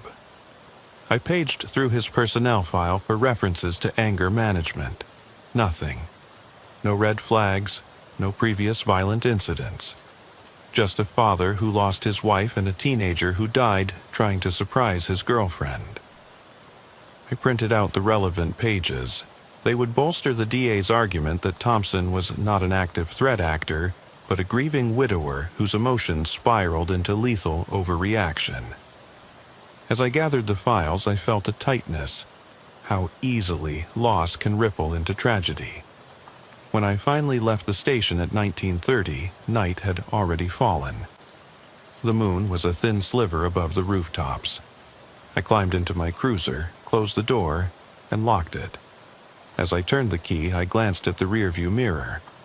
For a moment, I thought I saw a figure standing in the back seat. Someone hunched over, head bowed. My blood ran cold. I slammed the door open, peered inside, empty. I steadied my breath. "It's just the shadows," I whispered. But as I drove away, I couldn't escape the feeling that somewhere, beyond the hum of the engine, a young boy's final plea still echoed. "Detective, help me." Tomorrow, I'd stand in that courtroom and tell Jason's story. But tonight, under the weight of every bullet fired and every memory etched into my mind, I wondered if words alone could ever deliver justice, or if they would only deepen the wounds left behind. I eased into bed after the long drive home, but sleep refused me. My mind replayed the day's events in looped projections. The hollow thud of the judge's gavel, the hush that fell over the gallery when I took the stand, Emily's tear-red face hovering at the prosecution's table. I stared at the ceiling as the ceiling fan rotated lazily above me, its blades casting slow-moving shadows that felt like hands reaching down. My phone vibrated twice on the nightstand, a reminder set for tomorrow's 7 a.m. briefing. I silenced it and rolled onto my side, but the mattress felt like a slab of concrete, unyielding and cold. In the darkness, I heard it again, the faint echo of gunfire, spaced exactly 19 seconds apart. 3 shots, a pause, and then 6, just like that night on Crestwood Drive. My heart pounded in my ears, drowning out the fan's whir. I forced my eyes shut, willing the images away, but all I could see was Jason's face, half of it missing, bone and tissue fanned across the pavement like torn paper. His eyes stared at nothingness, but in my memory they glared back at me, demanding acknowledgement. At 3:17, I gave up and sat upright. The room was still, the only light a sliver of moon through the blinds. I fumbled for my recorder on the nightstand and clicked it on. Detective Hayes, personal log. I can't sleep. The court looms tomorrow, and I feel the weight of every witness statement pressing down on me. I'm afraid of forgetting something critical, but more afraid of remembering too much, of letting the memory fracture my resolve. The silence is unbearable. I clicked it off and slid from the bed, planting my feet on the cool hardwood floor. I brewed coffee at 4 a.m., the machine's hiss and drip imprinting a dull comfort in the otherwise mute apartment. I stared into the dark liquid, adding just enough cream to dull the bitterness. I carried the mug to the living room couch and wrapped my arms around it like armor.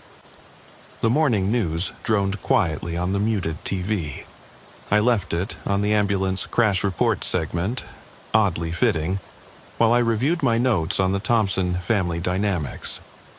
Charles Thompson's personnel file had revealed no prior violence, but his counseling records hinted at unresolved trauma after his wife's death.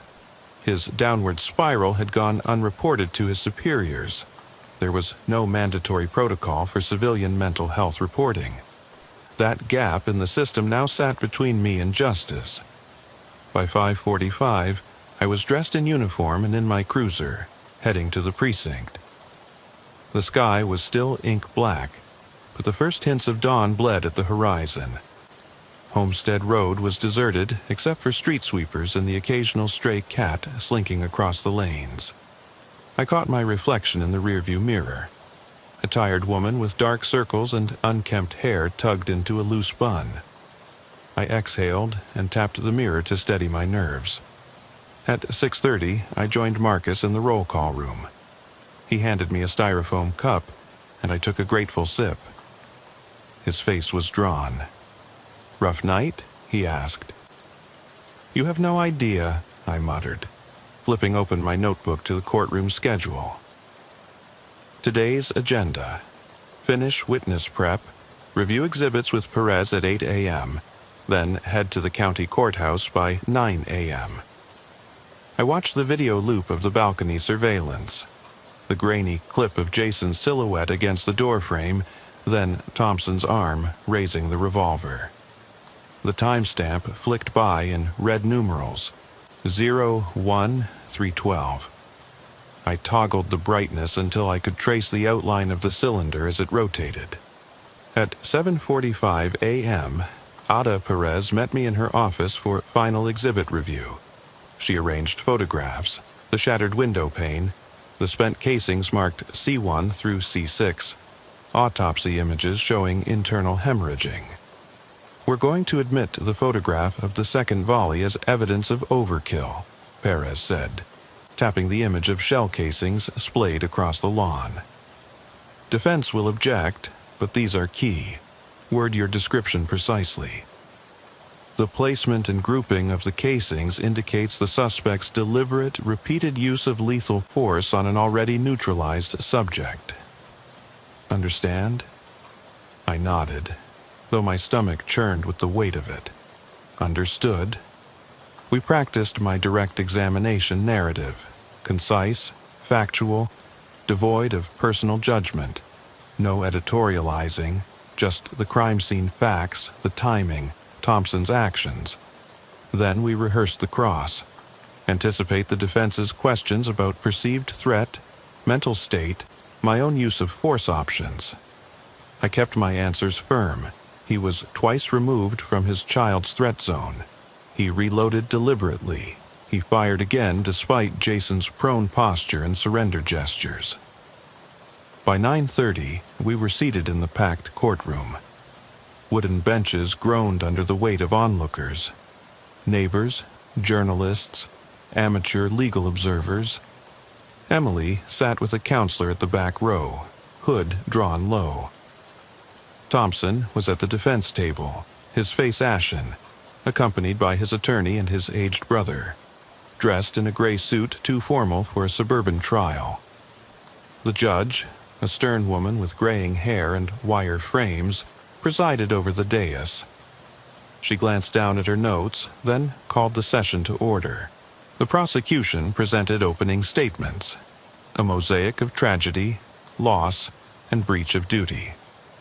The defense attorney followed with an appeal to fear and misunderstanding. A man defending his daughter, acting on impulse, not malice. When my moment came, I stood and stepped to the witness box. My uniform felt tight, constrictive. Every pin and badge an accusation waiting to be explained.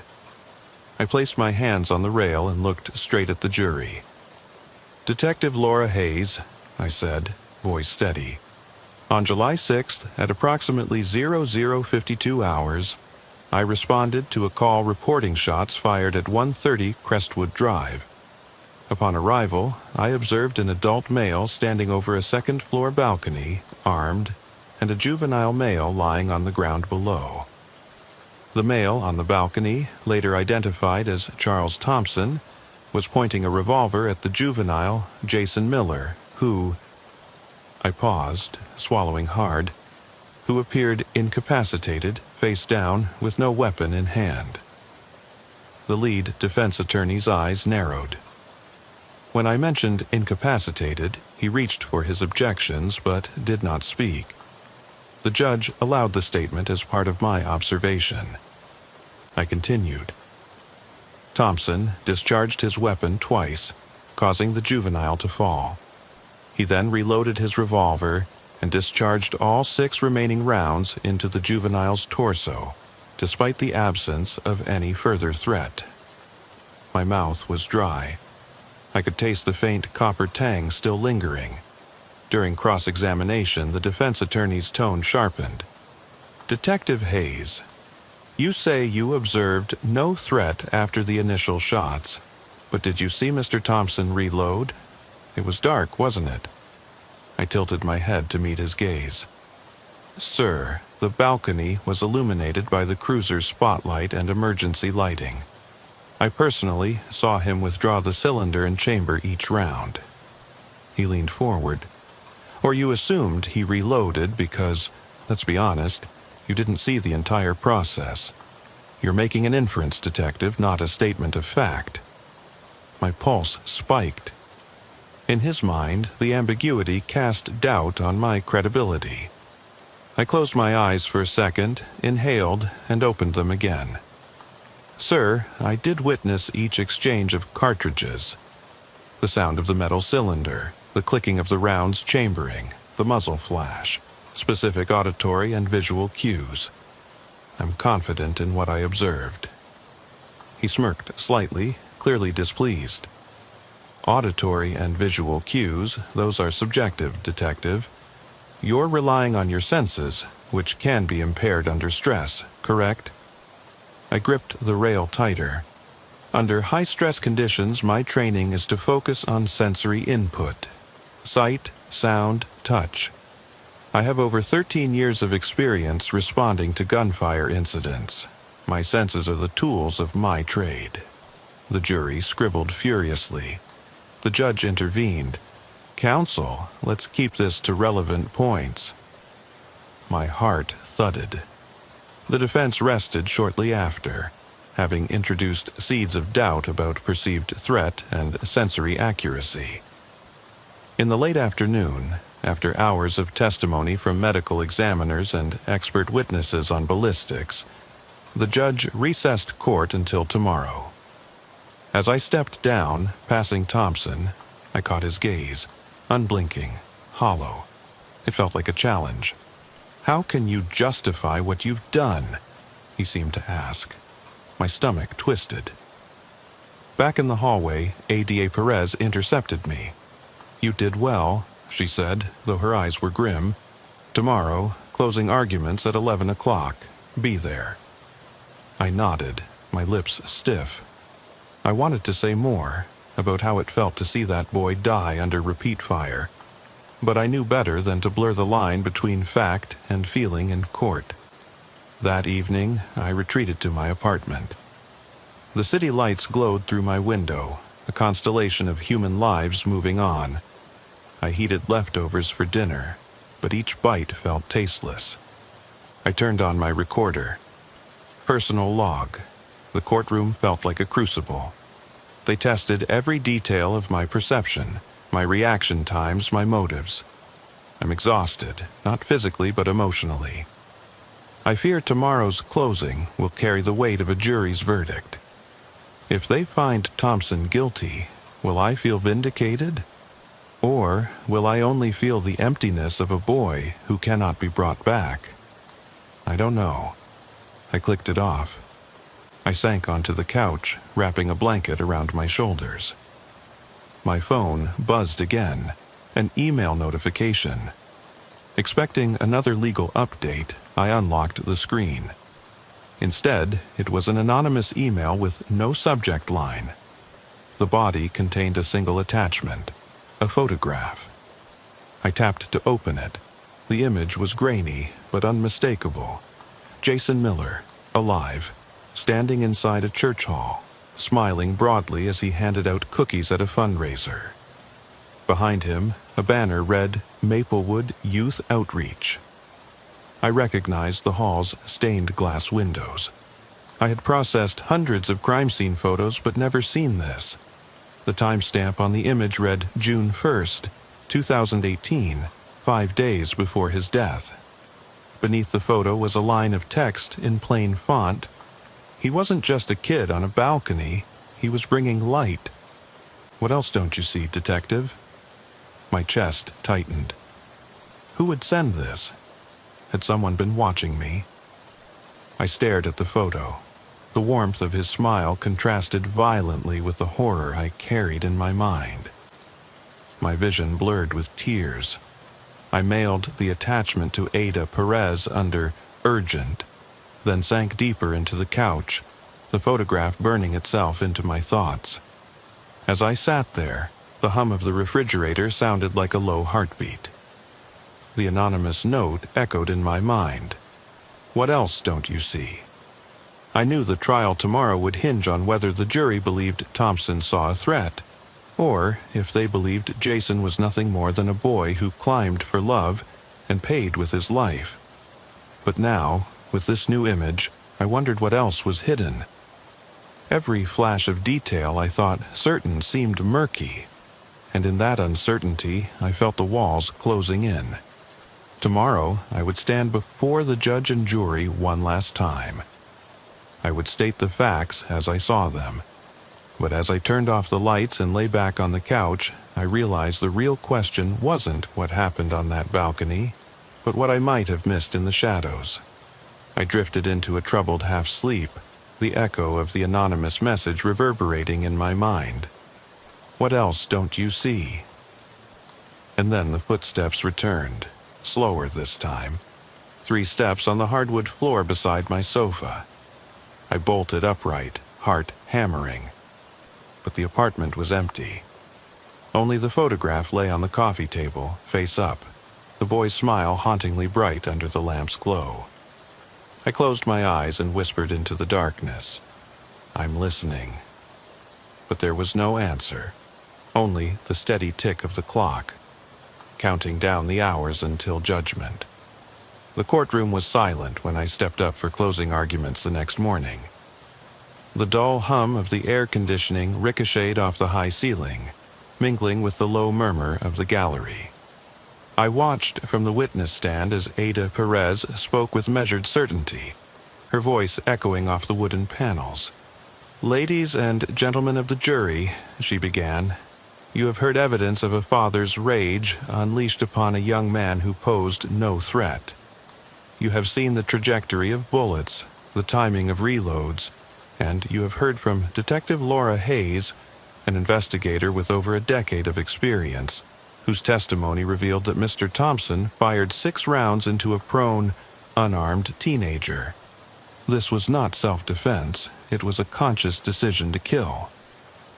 I folded my hands on the rail and squeezed lightly, feeling the polished wood press into my palms. The defense attorney rose then, his voice respectful but insistent. "Members of the jury, you've seen tragedy unfold. A grieving father, fearing for his daughter's safety in the middle of the night, acted in a moment of terror. Detective Hayes did her duty, but can we truly judge a man whose world was shattered only hours before? Would any of us, faced with a perceivable danger to someone we love, react differently?" He paused, spreading his hands. A universal plea. I could see jurors shift in their seats, some nodding, some frowning.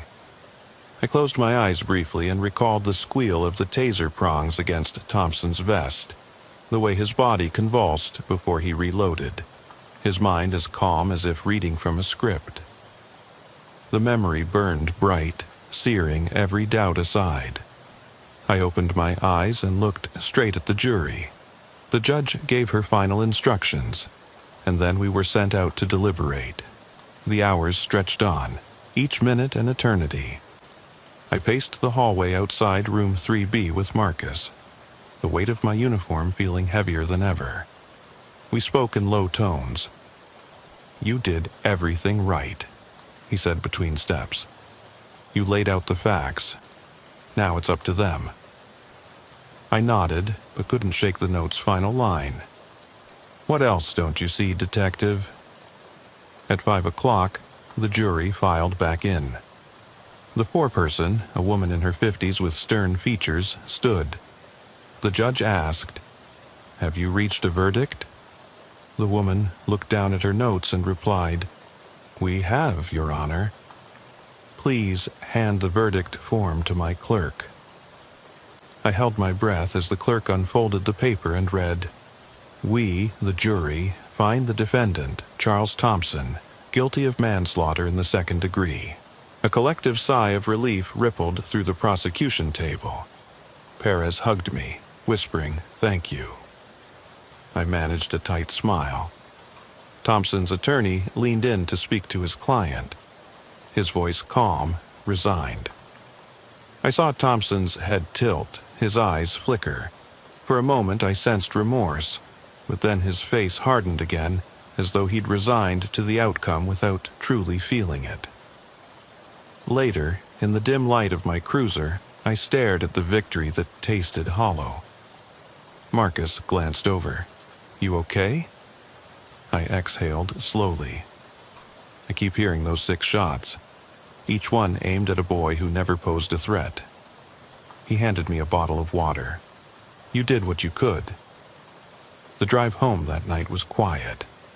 I parked beneath the same street lamp that had illuminated Crestwood Drive months earlier. The halo of yellow light hovered above me, and for an instant I froze, half expecting to see Emily's tear-streaked face pressed against the window. Nothing but my own reflection stared back.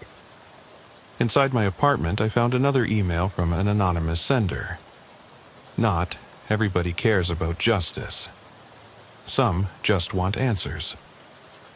Attached was a grainy video clip taken from a doorbell camera. A hooded figure standing on Thompson's porch at midnight, pointing a smartphone camera toward the street. The timestamp read July 15th, 2 days before trial. I watched the figure raise its arm, as if beckoning someone or something toward the camera. The image flickered, but in one frame I thought I saw a child's silhouette dart behind the figure. I rewound and froze the frame on my laptop. There it was, tiny, half hidden by the hood, the back of a boy's head, his hair a shock of dark curls. I compared it to Jason Miller's yearbook photo. The hairline matched. The night sky behind them was identical to the one I'd driven under. My breath caught. Who had set that camera? Who had stayed hidden in the shadows, filming the night before the trial? And why send it to me now? The next morning, I drove straight to Ada Perez's office. I laid the printouts on her desk. "This was recorded 2 days before closing arguments," I said. "Someone was watching Thompson's house, and someone left this for me. I don't know if they're trying to reveal the truth or warn me." Perez studied the images, her brow furrowing. "This could be evidence of a conspiracy, intimidation, or worse. We need to trace that angle, but be careful. If this goes public, it could taint the verdict." I nodded. "Understood?" In the days that followed, we unearthed security footage from a neighbor's Ring camera. The hooded figure appeared again, not on Thompson's porch this time, but on Crestwood's balcony at exactly 1 a.m. and 2 seconds and 30 milliseconds, the precise moment before the first shots rang out. The figure lingered in the frame for only 2 seconds, phone raised, then vanished. No face, no identity. Marcus and I canvassed the neighborhood for witnesses.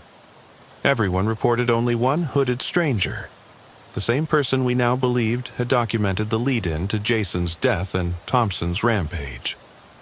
But no one could identify the stranger. There were no footprints, no companions, nothing left behind but a dozen glare-filled video frames. Late one night, unable to sleep, I replayed that 2-second clip over and over. The figure's posture was almost casual, arm raised, wrist at eye level. But why document it? Were they a guardian angel of sorts, rooting out injustice? Or a darker presence preying on violence, drawn to death like a moth to flame? I closed my eyes and heard, in my memory, Emily's sobs, the echo of my taser, and beneath it all, the soft digital hum of a video recording.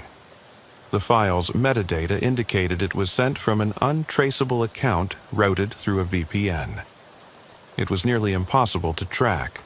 Whoever it was had planned this carefully, sending the photo of Jason's cookie drive smile, the time-stamped clip on the balcony, and the video from Thompson's porch. 3 elements, each pointing to unseen witnesses. 3 messages, each suggesting that the story we'd told was only part of what really happened. I assembled the evidence in my living room, stacked photos, my recorder, the video clips on my laptop. I circled the photograph of Jason handing out cookies and penned a question mark at the corner. Then I sat back and stared at the image, a snapshot of innocence, moments before tragedy. What had I missed that night? What signals did I fail to pick up in the flicker of a silhouette? My recorder sat on the coffee table, blinking an orange light, its battery indicator. I pressed record with a trembling finger. Detective Hayes, personal log. The trial is over, a verdict delivered. Yet I feel justice slipping through my fingers like sand. These new images suggest there's more, something hidden in plain sight. Tonight, I'll return to 130 Crestwood Drive. I'll look for that figure, maybe find answers, or maybe just confirm that some secrets thrive in darkness. I clicked it off. I grabbed my coat and keys. As I stepped into the night, the air was cool and still. The same maple tree in the front yard cast long shadows across the sidewalk. I switched on my flashlight and moved onto the porch, half expecting someone to be watching as before. The floor was splintered wood, but otherwise undisturbed. I shone the beam across the lawn, then toward the balcony railing. Nothing. Then I heard it, the soft click of a smartphone camera shutter from somewhere above. I lifted my eyes to the second floor. A window was cracked open, its blinds parted like a slit for eavesdroppers. A phone's tiny LED flash blinked once, twice, illuminating the silhouette of someone inside, just beyond the glass. They held the device at arm's length, capturing my approach. I froze, heart slamming against my ribs. I tapped my radio. Hayes to base. Possible surveillance, 130 Crestwood Drive. Someone's inside. But my words sounded hollow in the stillness. The flash went dark. I took a step toward the door. Footsteps scuffled inside, then silence. I pressed my ear to the cracked glass. Nothing but my own ragged breathing. I reached out for the window frame, knuckles white, and prepared to pull it open when a voice echoed from just beyond the sill, soft, distant, and unmistakably a child's.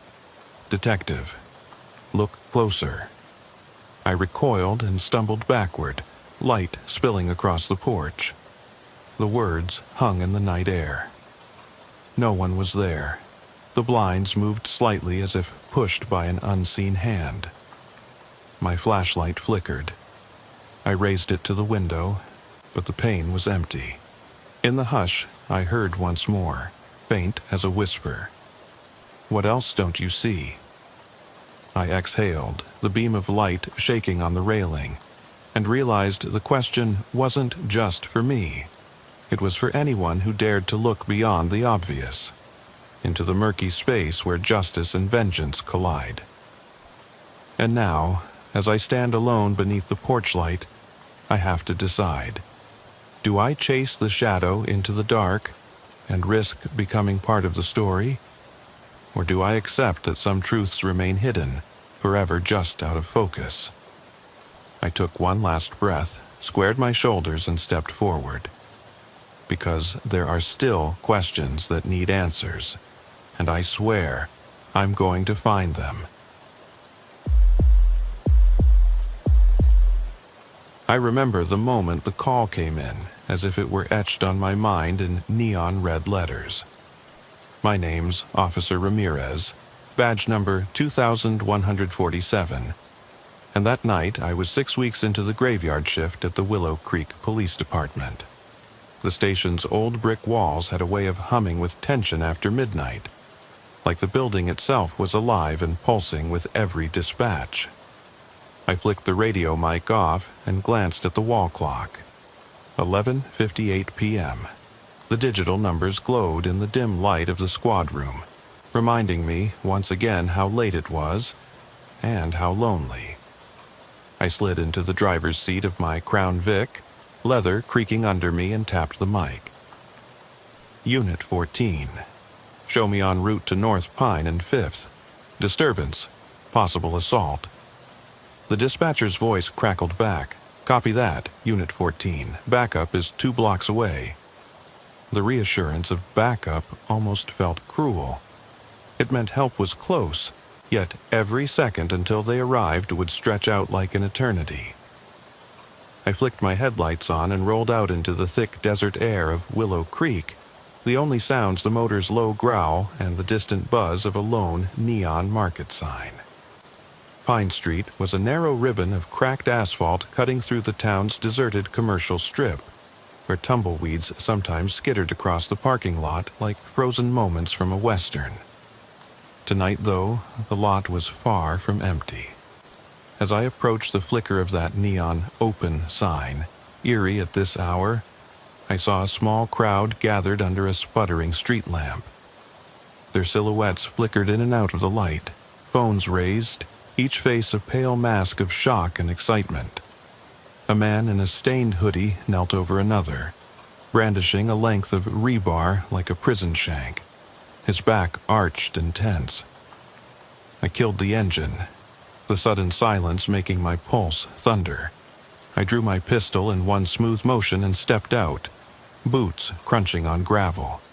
The night seemed to pulse around me. The hum of the lamp, the whine of desert wind through tumbleweeds, the soft murmur of phones capturing every second. "Police!" I called, voice echoing. "Drop the weapon." The large man froze and turned, eyes glinting in the weak light. His chest heaved, and for a moment I thought he might drop the bar. Then he grinned, a slow, predatory curve of his lips that didn't reach his eyes. "Finally," he said, and the crowd around me stifled gasps. He tapped the rebar against the asphalt, sparks flying. "I was wondering when you'd show." My grip tightened on the gun. "Sir, put it down, you're scaring everyone." He tilted his head, listening as though I'd spoken in a language only he could understand. Then he spoke again. No silent words. The words landed like a blow. No silent words. I swallowed hard, the hairs on my neck standing up. He meant voices in his head, voices I couldn't hear, but that clearly drove every move he made.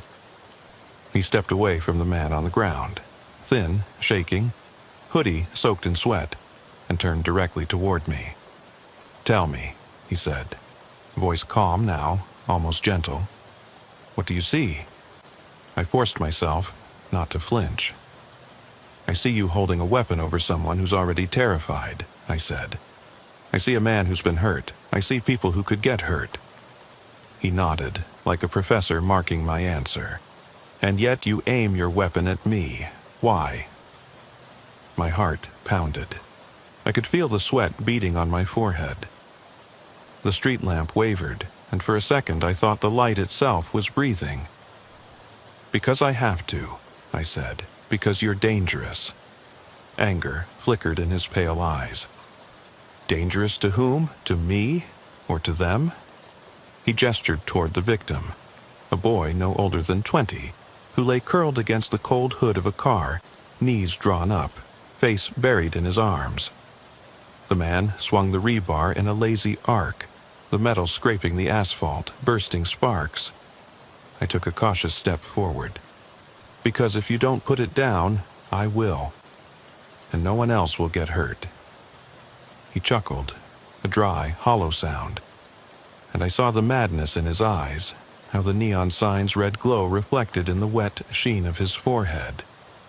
He leaned in, close enough that I could see the flecks of orange in his pupils.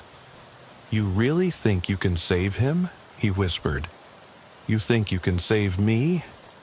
Before I could react, he lunged, rebar swinging. The motion was so sudden, so violent, that I barely had time to raise my gun. The shot cracked like a whip. He staggered but didn't fall, rebar slicing the air. I squeezed the trigger again and again, each round echoing down the empty strip. Silence fell. The rebar clattered to the pavement. The man slumped, breathing raggedly, eyes half closed. He lay still, blood blossoming on his shirt. The boy screamed, scrambling away on shaking legs, eyes wide with terror and relief. I called it in. Shots fired, suspect down. Need EMS and coroner, possible gunshot wound. As I knelt beside the wounded man, pressed the radio mic again, I felt the weight of reality crash over me. The rebar was a blunt weapon, but each bullet tore through flesh and muscle. He screamed in pain, curses and pleads tangled together. I had done what any cop would do, but at what cost? Sirens approached in the distance, backup and EMS converging like vultures. I lay my gun on the pavement and placed a hand on the man's shoulder. He hissed through clenched teeth, but his breathing steadied. He looked at me, eyes narrowing. "No silent words," he rasped. I stayed with him until the medics arrived, until they tended his wounds and loaded him onto a gurney. He stared at me the whole time, as if trying to memorize my face. Later, back at the station, I replayed every moment. The lamp's flicker, the hum of wind, the taste of dust on my tongue. I walked past the evidence room where my report sat waiting, typed up in neat paragraphs that could never capture the fevered panic in my chest. I pressed the mic, but no words came. The memory was too loud. I went home at dawn, unable to sleep. My partner found me on the couch, uniform half off, eyes glazed. I looked at him and said, voice hollow, "We need more training." He nodded. "Yeah, we do." But in that moment, I wondered whether any training could prepare you for the silent words. Those voices that only one person hears, driving them to violence at 2 a.m. under a flickering neon sign. I wondered whether the real danger of the graveyard shift wasn't the emptiness around you, but the darkness inside someone else's mind. The hours after the shooting blurred together like a fevered dream. I remember stumbling out of the call room just before sunrise, the sky bleeding pale pink through the blinds of my squad room window. My uniform was still stained, grit from the asphalt, flecks of blood, I couldn't tell whose, so I peeled it off in the locker room and shoved it into the evidence bin. I couldn't bring myself to look at it again. My partner, Thompson, found me slumped in the briefing area, head in my hands. He didn't say a word. He never did when things got rough. Instead, he slid a styrofoam cup of black coffee across the table toward me. Steam curled up, promising warmth.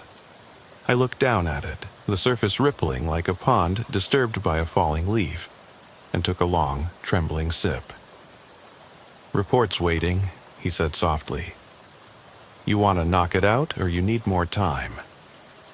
I exhaled, feeling the weight of every second. "Give me 20, I muttered, pushing myself to my feet. My legs felt like rubber, but I walked to the computer, logged in, and started typing. The words came out disjointed at first. Shots fired, suspect down, possible GSW to pole wielder. But I forced myself to keep going, to capture every detail, the flicker of the neon sign, the rebar's sparks, the suspect's whisper. No silent words, over and over in my head like a mantra. When I hit submit, my fingers ached. Thompson took the report, nodded, and left without a sound. I wanted to follow him, to retreat somewhere safe, but there was no safe place on graveyard shift. The station was already coming back to life, units returning from calls, dispatchers yawning into their mics, the radio crackling with new emergencies, a barking dog stuck in a neighbor's attic, a two-car fender bender on Elm, a noise complaint at a trailer park. Each new call reminded me I couldn't stop. I had to keep moving. I grabbed my coat and walked outside. The morning air was crisp, nearly cold enough to burn my lungs. Up on Pine Street, the lot was empty again, except for tow trucks hooking up the victim's battered car and flashing police lights reflecting off broken glass. I stood at the edge of the sidewalk, watching debris of the night settle into silence. The suspect was loaded into an ambulance on a stretcher. The victim was already gone, driven off for surgery. No cameras, no crowd, just the hushed hiss of the medic's radio. I closed my eyes and tried to slow my breathing. Each inhale was a fight against the images flooding in. The rebar's arc, the echo of each shot, that final gaze when he whispered to me. I'd killed a man, someone whose mind had betrayed him, someone who may have believed he was fending off demons. I'd shot him twice in the back, and now his life lay in the hands of trauma surgeons. By the time I returned to the precinct, the fluorescent lights overhead felt too bright. I wanted to close my eyes, hide under a desk, disappear. Instead, I made my way to the squad room and sat next to the coffee pot. I poured another cup, stared at the dark liquid, and felt a sharp shame prick my gut. The lieutenant appeared, crisp uniform, badges gleaming. He slid into the chair across from me. "Ramirez," he said, voice low but firm. "You did what you had to. Call came in hot, weapon down, threat to an innocent, protocol followed." His words should have been comforting, but they fell flat. "Sir, I began, voice catching. He was in crisis. I should have de-escalated more. I should have... The words died in my throat. I felt exposed, naked in front of him, like a child caught breaking something fragile. He leaned forward. "You did your job. We'll review the footage. You'll give a statement. But you kept people safe." He patted my shoulder. "Go home, get some sleep. We've got counselors on staff if you need." I nodded, but I didn't trust my legs to carry me out. Eventually, I managed to stand, offered a stiff salute, and left the room. On the way out, the counselor's office door was closed. I bit my lip, considered knocking, but turned away. Night shift officers didn't talk about feelings. Outside, the sky was pale blue, the first traffic jets gliding overhead. I slid into my car and parked in the employee lot. I left the engine running, radio off, and stared at the dashboard clock as it ticked toward 6:15 a.m. I thought I might fall asleep right there, key in ignition, head on the steering wheel, so I closed my eyes. Instead, I was jolted awake by my phone's vibration. A text from dispatch. "Video has leaked. Public viewing. Media at scene." My chest tightened. The shooting had been recorded. Someone in the crowd had captured it. Already, online, questions were forming. Why did he die? Why did the officer shoot a mentally ill man? Where was the taser? They had no clue about the voices, the whispering commands. All they saw was an officer killing a civilian. I stood, heart pounding, and shut off the engine. I had to get ahead of this. I needed to write a press release, prepare talking points. I grabbed my coat and marched back inside. In the lieutenant's office, I found him on the phone. "Tell the PIO we're drafting a statement," he said, hanging up. "They're asking for comment by noon." I swallowed. "Sir, I want to include the mental health angle. He was experiencing psychosis, voices. I tried de-escalation. He held up a hand. Limit it to facts. Shots fired. Suspect armed with a lethal weapon. Victim at risk. Anything else is speculation. I know it's hard, but we can't put mental health in the press statement. Public sees video, not context." I felt the anger ignite in my chest. "Context matters," I shot back. "He wasn't a criminal, he was sick." "They'll see sick as dangerous," the lieutenant said quietly. "You did what you had to do." He stared at me for a moment, then turned back to his computer. "Get your statement in by 11. I'll handle the rest." I sat at the PIO's desk, opened a blank email to media@willowcreekpd.gov, and stared at the cursor blinking. Each blink was a drumbeat. Witness statements, call logs, radio transcripts. None of it captured the weight of his whisper, the racing thunder of my heart, the helplessness I felt standing in that lot. I wrote, "In the early hours of date, Unit 14 responded to a reported assault at North Pine and 5th. Upon arrival, officers encountered one individual armed with a metal pipe threatening another person's life. The acting officer discharged his service weapon, striking the armed individual twice to neutralize the threat. The unarmed individual sustained non-life-threatening injuries and was transported to hospital for treatment. The armed individual was also transported to hospital, where he later succumbed to his wounds. An internal review is underway, and all departmental procedures were followed." I hit send without reading it twice. The words felt hollow, like a ceasefire in a war I'd started myself. That afternoon, I tried to attend the debrief with the counselor. I sat in a small room, chairs arranged in a circle, fluorescent lights buzzing overhead. One by one, officers spoke about how the job affected them. Rage calls, domestic disputes, suicides. When my turn came, I cleared my throat and said, "I feel broken." My voice cracked. I expected nods of sympathy, but I saw polite frowns, glances exchanged. The next officer jumped in. "Time's up for you, Ramirez," he said. "We've got roll call in 5.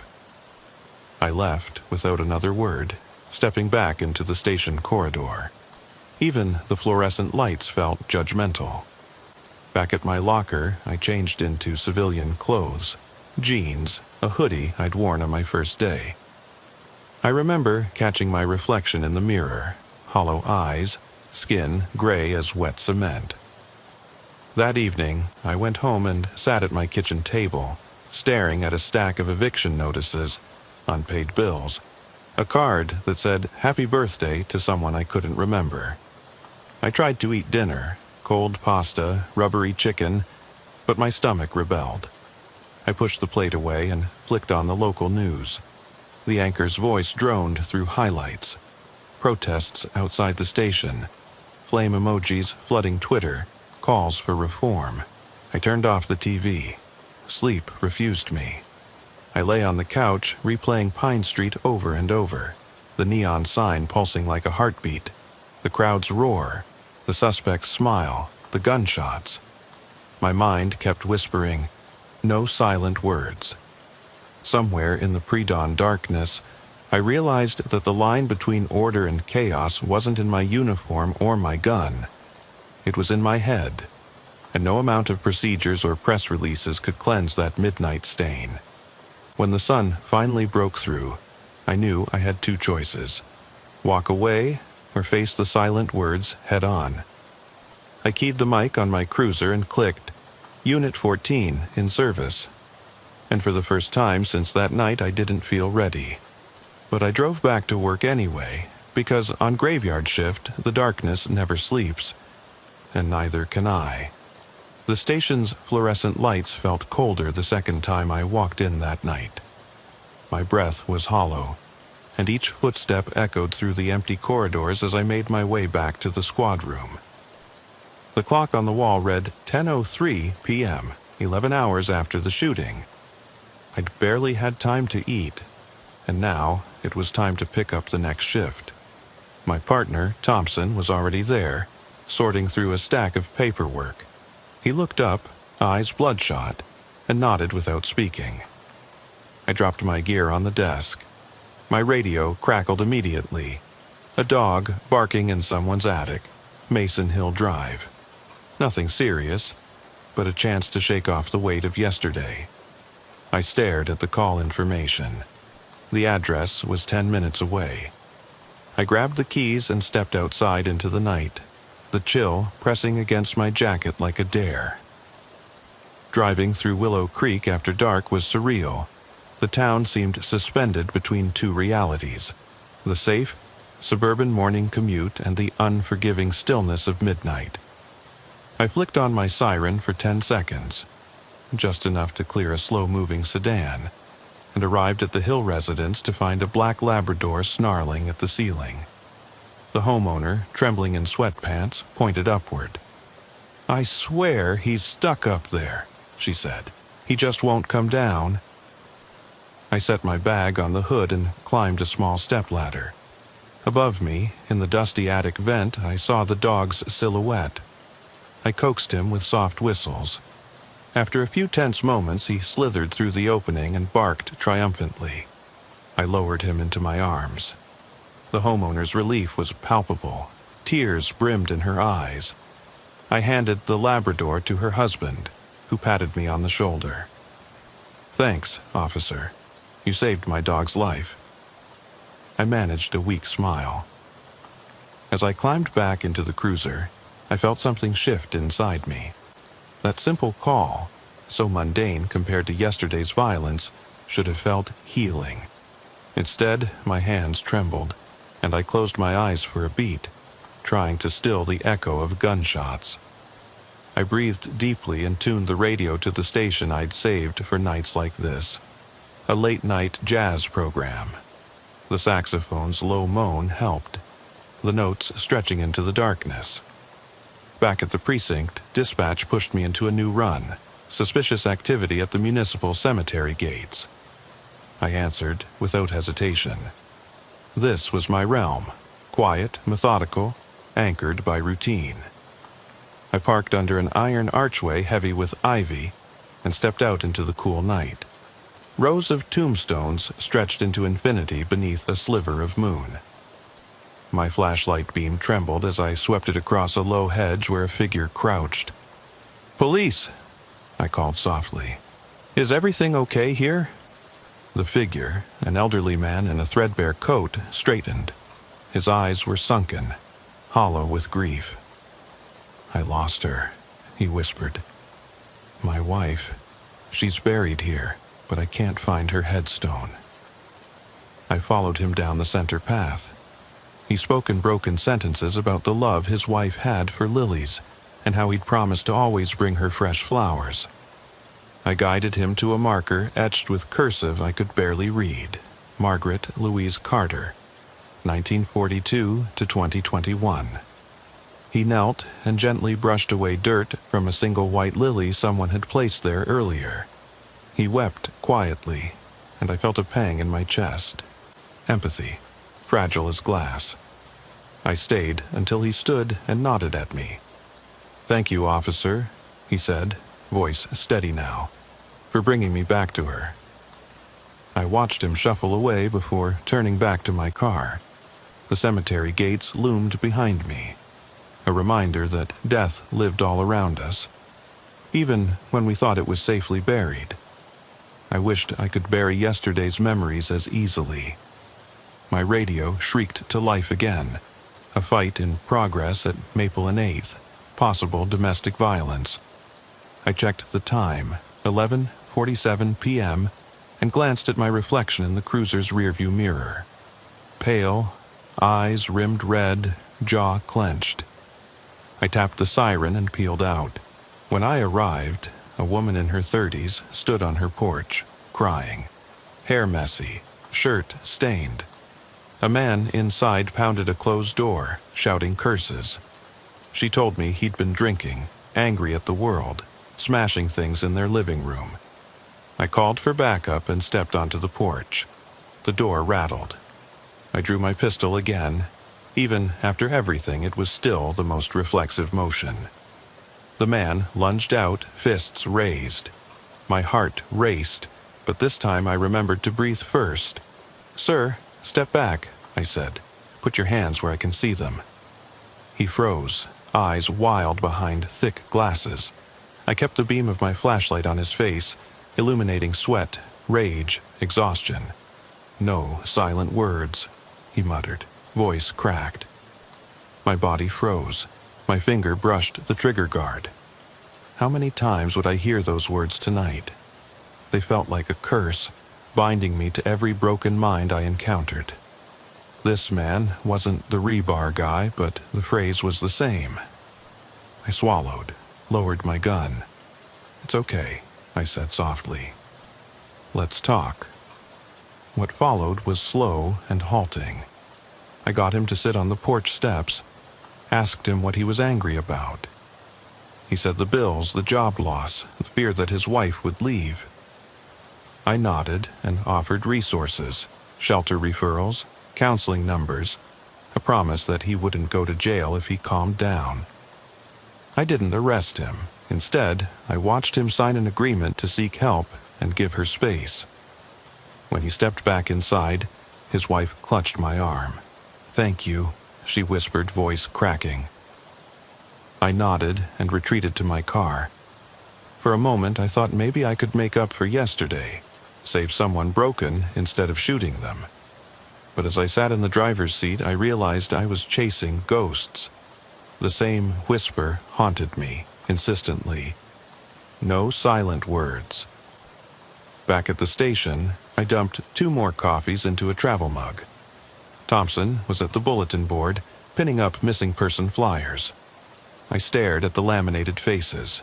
Children lost, elders wandered away, overdose victims. Each one a life unraveling. My eyes burned. A phone rang. I answered. Dispatcher needed me to testify at the coroner's hearing tomorrow. Guilt coiled tighter in my gut. I'd have to recount every detail, my angle, my sightlines, my split-second decisions. I slumped against the counter and closed my eyes. The station felt suffocating now, every badge and nameplate a ghost of its own. I wanted to leave, to vanish into the desert night and never return. But I keyed the mic. Unit 14 in service. The words tasted like ash. There were still hours left before dawn, and the graveyard shift would demand more from me. More calls, more decisions, more silent words to decipher. That night, as I drove the empty streets, I passed the market lot on Pine Street. The faded tire tracks were still visible in the gravel. I slowed and watched the neon sign flicker. No one was there. No crowd, no officer, no suspect. Just the emptiness waiting for the next disturbance. I pressed my foot on the brake, heart pounding, and stared at the spot where everything changed. I whispered to the darkness, "What do you see?" And the wind answered with a hollow sigh, carrying a faint echo of those 3 dreadful words. No silent words. I didn't know if it was the wind or my own mind playing tricks. All I knew was that the graveyard shift wasn't over, and neither was the danger hidden in silence. The sky beyond Willow Creek's strip mall was beginning to lighten when I finally radioed Code 4 and rolled the cruiser into its stall. My body felt battered, every joint sore, my spine aching from hours hunched over the wheel. I sat for a moment with the engine running, gripping the steering wheel as if it were a lifeline. Dawn would be here in less than an hour, but I didn't feel any comfort in daylight. In fact, the thought of sunrise made everything more real. The bills unpaid, the faces begging for help, the man whose lifeblood stained that gravel lot. I killed the engine and stepped out. The cool morning breeze bit at my collar as I looked around the near-empty parking area. The neon sign for the Willow Creek Market flickered its last pulses before giving way to faint sunlight. I rubbed my eyes and imagined I could still hear whispers. Those silent words. Even with my eyes closed, my head buzzed with the echo of that command. No silent words. It had become a mantra, a curse, and an indictment of my failure to protect someone in crisis. Inside the station, I followed the stale smell of coffee to the break room. An empty thermos in the sink reminded me I hadn't slept, hadn't eaten, hadn't truly paused. I grabbed a granola bar from the vending machine, tore it open, and chewed mechanically. My partner, Thompson, was prepping for the day shift briefing. His face looked drawn, but he managed a weak nod when I entered. "Rough night?" he asked without looking up. I shook my head. I don't think rough even begins to describe it. I sank into a chair. My voice cracked. I don't know how I'm supposed to keep doing this. He paused, then slid a tattered Blue Lives Matter cap across the table to me. "Wear this when you patrol," he said quietly. "Might give you some skin in the game, remind you who you are." He tapped the badge embroidered above the brim. "Cop first, everything else later." I sat with that thought as the lieutenant strode in to call the briefing. Maps were spread on the table. Missing person reports, burglary hotspots, planned checkpoints. I forced myself to focus. Grid search for the runaway teen. Extra eyes on the business district during the lunch hour. A tag team patrol near the Old Mill Road. Each assignment was a chance for redemption, or another trap for my fraying nerves. I lifted the cap, placed it on my head, feeling the stiff brim press at my forehead, the promise of belonging it carried. The first call came in 2 hours later. A possible suicidal jumper at the river bridge on Route 12. I sped toward the old arch bridge, heart heavy but senses sharpened.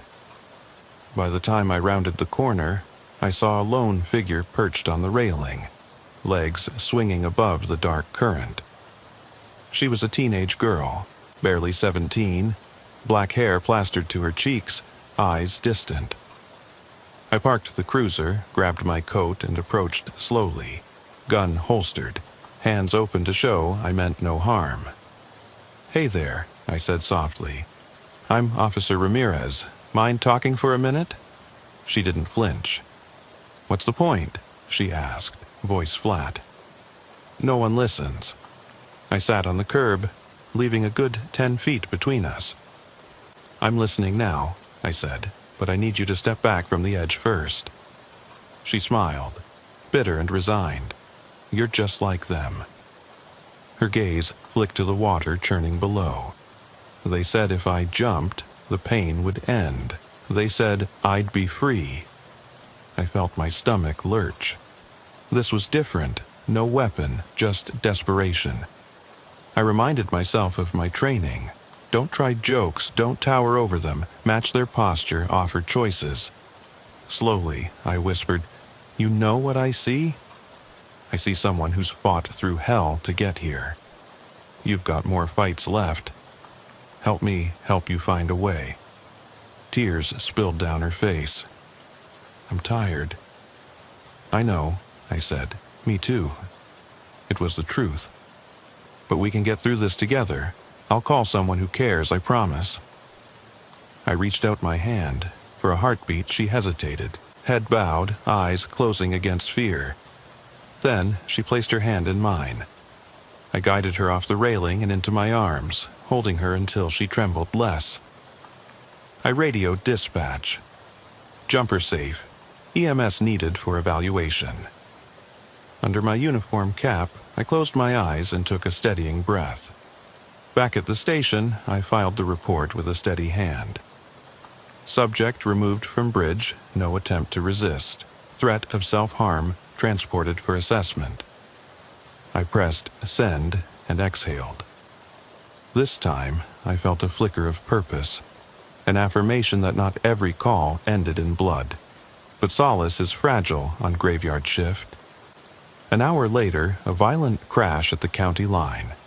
A car flipped on its roof, sparks sizzling through shattered glass.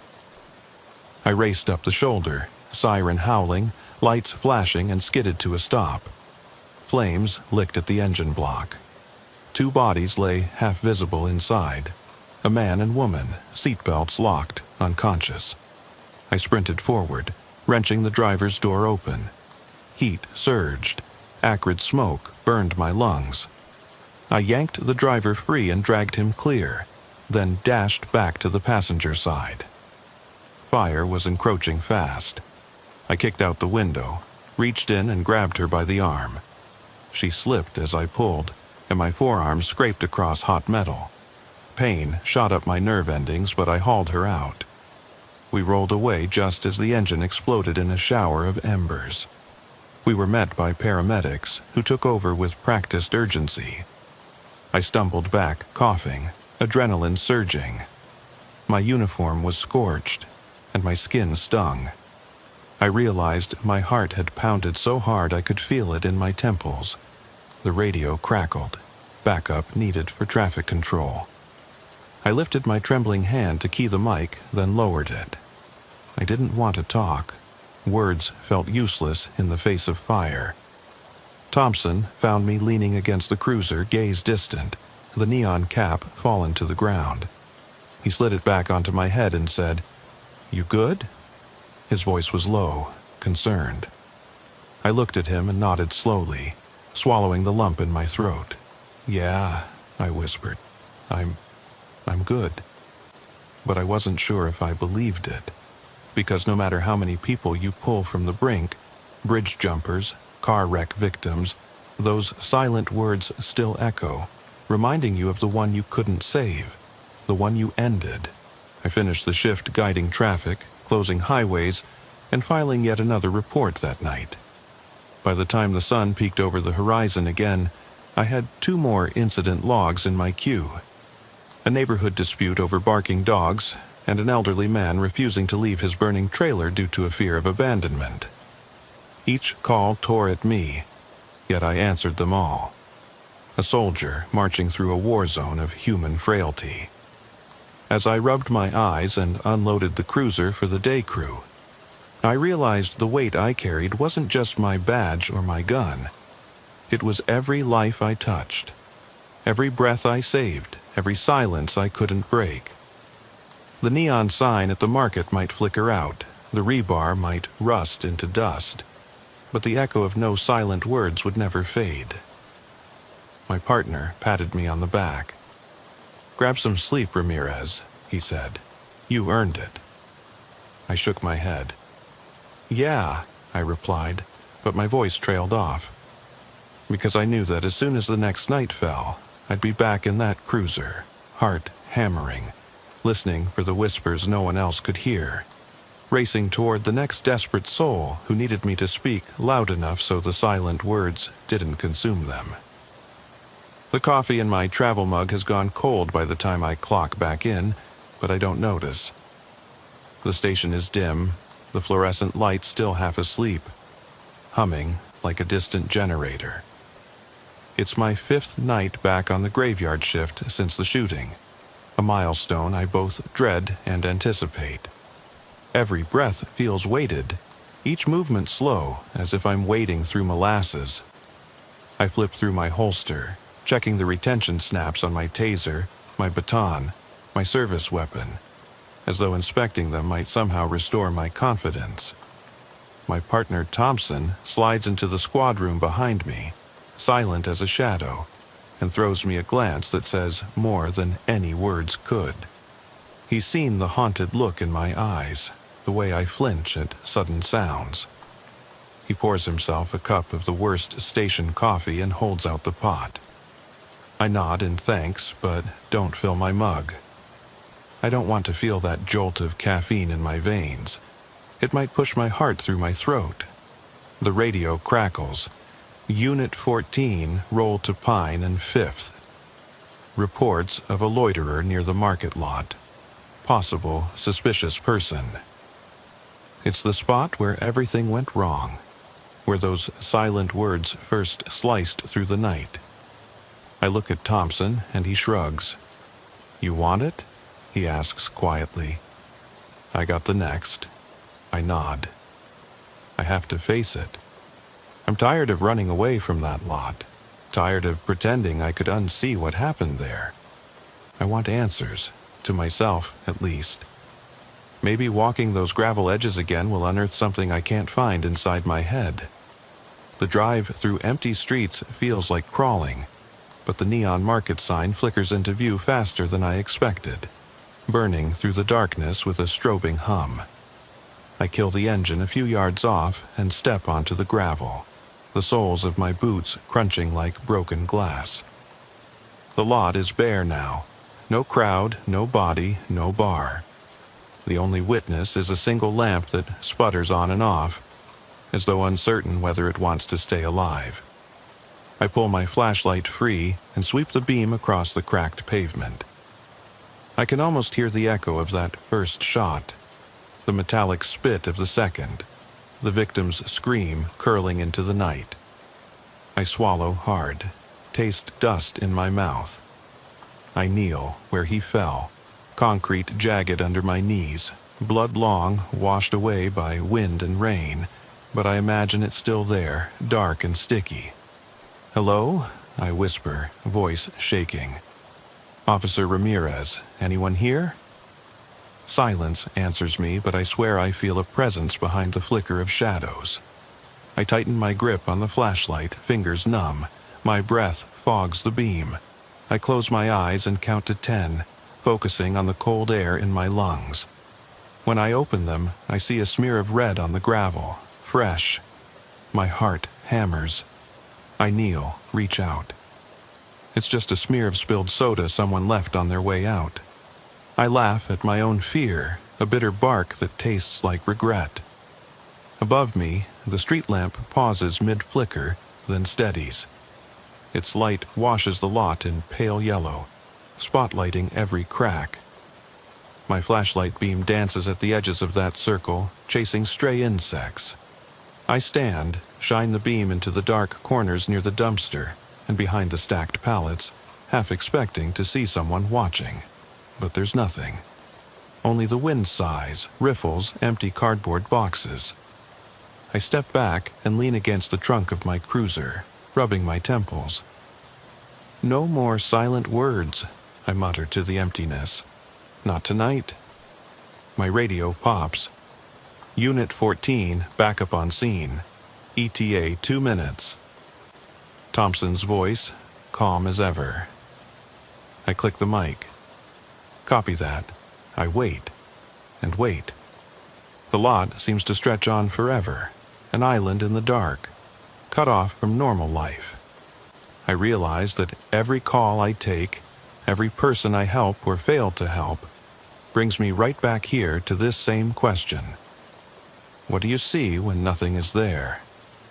The overhead lights of Thompson's cruiser round the corner. Headlights carve a path through the gloom. He kills the engine and steps out, closing the door with a sigh. He joins me at the edge of the lot. Neither of us speaks at first, the weight between us heavy and silent. He nods toward the lamp. "It's been a month since this place got its shine back," he says. "Funny how some scars don't heal." I follow his gaze to the lot, where the suspect fell, where I lost my naive belief in clear answers. "You still coming?" I ask, voice low. He raises an eyebrow. "We can circle the block, check it out, see if anything's changed." We drive around the block, weaving past shuttered stores and empty parking bays. On the second pass, I spot something new. Tire tracks cutting diagonally through the gravel, leading to the far corner by the chain-link fence. More recent than the old stains. Fresh.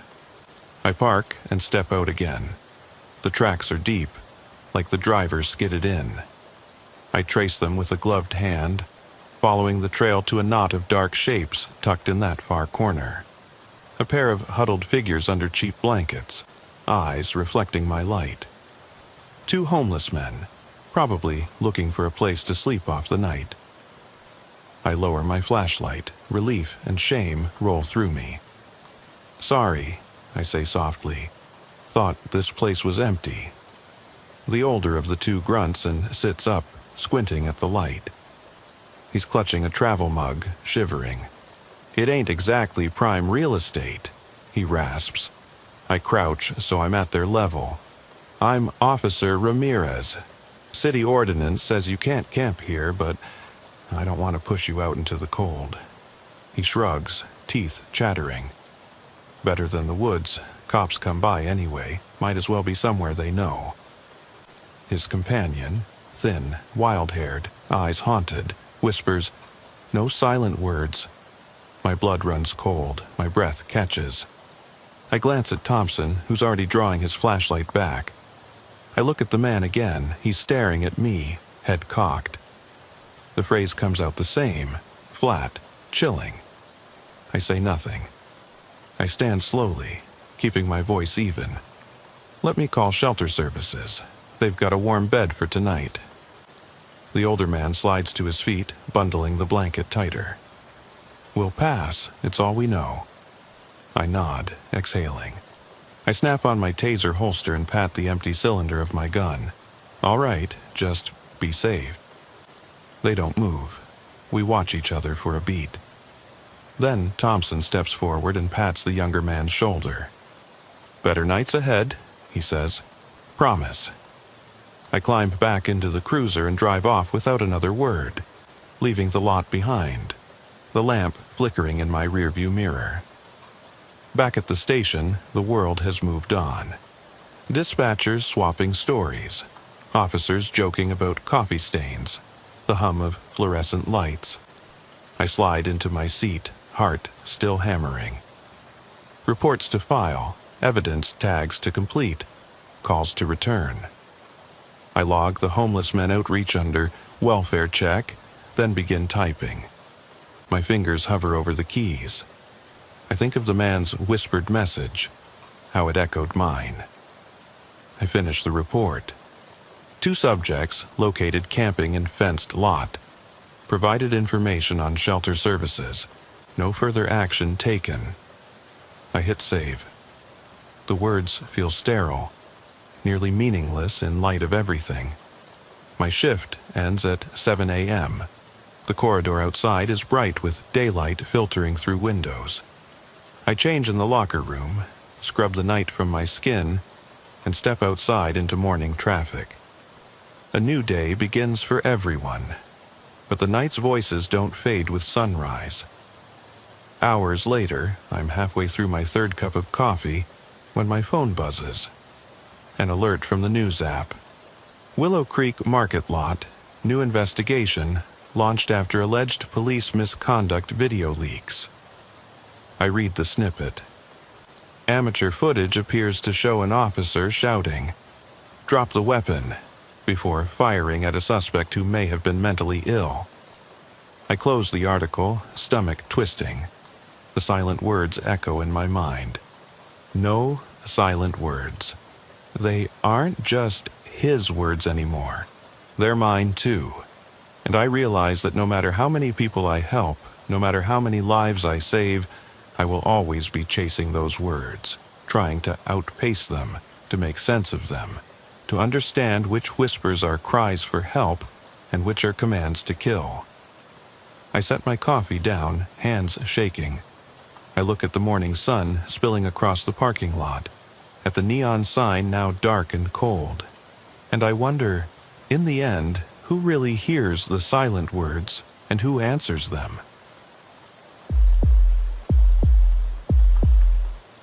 I couldn't shake the feeling that something was watching me long after I radioed in the house clear and the suspect cuffed. The station clock read 3:42 a.m. as I eased my cruiser onto Maple Street, fog swirling around my tires like restless spirits. My breath steamed inside the cab, heartbeat steady but ears straining for any crackle on the radio. Dispatch was silent. Backup had transported Eleanor Morrison to Hadley Regional, and Aaron Bell was being booked without incident. Everything should have felt routine, locked down, but the house at 117 still loomed in my rearview mirror, its dark windows staring like unblinking eyes. I stepped out, flashlight in hand and sidearm holstered, adrenaline still humming beneath my skin. The front lawn was littered with broken glass and chipped siding. Footprints, Bell's and mine, had left twin trails through the dew-soaked grass. I scanned the perimeter, noting how the porch sagged at one corner, as though the house itself was breathing unevenly. A single porch light flickered, unplugged, I'd thought, casting a harsh beam that sliced through the mist and vanished into darkness. I swallowed, flexing my shoulders. Standard procedure: clear the scene, document everything, close the case. Yet the hair at the back of my neck stood on end. The door creaked as I pushed it open, again. My flashlight cut through the gloom to reveal overturned toys in the foyer. Shards of family photos scattered across the floor. The air felt colder inside, as though the walls had sucked the warmth from my bones. Every step echoed against splintered banisters.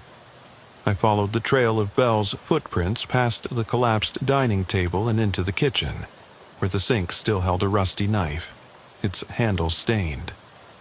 Coppery scent lingered. My throat tightened. I clicked off my radio. No point in alarming dispatch until I knew what I'd stumbled into. A door at the end of the hallway stood cracked, bedroom paint peeling in curling strips around the frame. I hesitated, hand on the knob, listening for breath, for movement. My pulse echoed in my ears.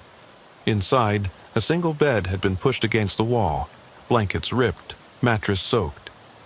Graffiti was scrawled across the far wall in dripping red. Names, dates, lines crossed out. My breath caught. Dates stretching back months, locations listed. Forest Creek Road, December 4th, Old Mill Bridge, January 29th, Welcome Junction, February 11th. Every line represented a victim. The words weren't neat, they were jagged, frantic, someone cataloging terror. I trained my flashlight on the corner of the room, a shape hunched there, head bowed. "Police," I said, voice low. The figure didn't move. Carefully, I stepped forward, badge clipped to my chest. "You okay in here?" No answer. I circled around, finding a worn baseball cap on the floor, initials AB stitched inside. Blood droplets led from the bed toward the door. I swallowed hard, stomach twisting. Someone else had been here, tied up, buried in this house of horrors, and Bell had found them first. My radio sprang to life with static. "Langley, this is dispatch. ETA on your location?" I flicked it off. I didn't want their voices filling this room. Instead, I clicked my flashlight to full beam, shining it down the hallway. That was when I heard it. A soft humming, like someone whistling a lullaby in a distant room. It wasn't Elena. It wasn't Bell. The tune was warped, off-key, unsettling. I pounded down the hallway, every sense screaming, "Don't let it escape!" At the top of the stairs, the humming stopped. Darkness swallowed the beam. I rushed up, every floorboard groaning. The hallway above was narrower, windows shuttered from the inside. I pressed forward, feeling for the door at the far end. It too was ajar, light spilling through in a thin line. I flicked my torch. The room beyond was empty, save for a rocking chair, swinging slowly back and forth, paint chipped to bare wood. No breeze stirred the room. The hum started again, low and ragged. My stomach clenched. I stepped inside, sweeping the light over walls scratched with words. "He's not alone. They're here. Don't shut the door." My skin crawled. The rocking chair picked up speed as though on its own. I choked back a curse and reached out to stop it. My fingers brushed cold wood. The chair halted. Then I saw the mirror propped against the dresser. In its silver surface behind me was someone. Tall, pale, face obscured by shadow. I spun around, nobody there. My flashlight flickered. A laugh, low and ragged, drifted from the hall. I whipped back to the mirror, the figure's hand pressed against the glass. No reflection on the other side. A whisper. "You shouldn't have come back." My breath stuttered. I remembered Belle's final stare, the smile that said he'd merely been the first. Someone, or something, had been living here long before him. And now it had my scent. I ran for the stairs, boots pounding, heart hammering so loud I thought it might burst. Behind me, the chair slammed against the wall. I didn't look back until I burst out the front door into the damp night air. The fog had thickened to a wall. My cruiser sat waiting, headlights dead. Panic knotted in my gut. The engine wouldn't turn over. My radio's red light blinked in the dark, silent. I fumbled it. No signal. Everything was dead. Alone in the mist, I could feel the house behind me, its dark windows watching, waiting. I reached for my phone. No bars. The walls of that place had swallowed every signal, every hope of escape. The hum whispered again, closer now, as if beneath my feet. My flashlight, gripped so tight my knuckles bled, began to dim. Something shifted in the fog.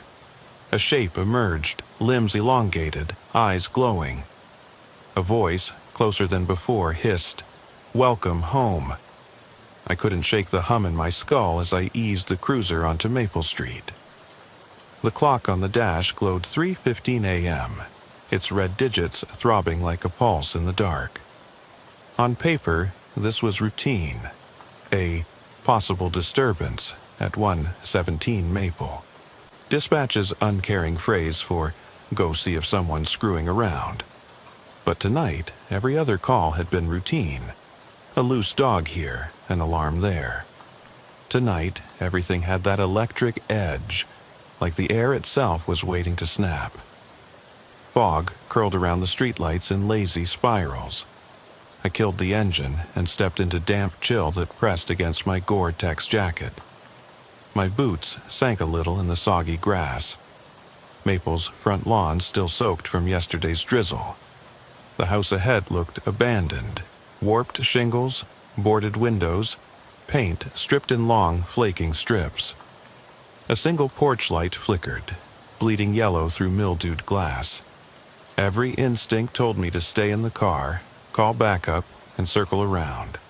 But the radio had crackled out at the end of Hadley Falls Ridge, and dispatch was already marking me on scene. So I clipped my flashlight to my belt and approached. From the lawn, the house's weathered facade felt alive. Each window a black eye, each sagging board a twitching lip. I inhaled, tasting mold and rot and a faint metallic tang that made me shove a handkerchief over my mouth. Halfway up the cracked concrete path, the darkness shifted. A shape in the upstairs window, awkward and still, like a scarecrow someone had dressed from the Salvation Army. I swallowed and clicked my torch on, beam slicing through the haze. Nothing moved, no reflection, no breath on the glass, only pale void. Then the scream. It ripped from somewhere inside, raw and ragged, slamming into my chest like a sledgehammer. My heart slammed back, and adrenaline flooded my veins. I tapped my radio mic, voice flat. "Officer Langley, possible hostage or disturbance at 117 Maple, proceeding on foot." My boots crunched on broken glass as I reached the porch. The wooden steps groaned underfoot. The front door stood half open, splintered hinges whining in the stillness. I braced my shoulder and pushed. Door swung shut behind me with an echo like a gunshot. Inside, my flashlight revealed chaos. A sofa overturned, stuffing spilling like pale guts. A chandelier hung lopsided, its crystals dull.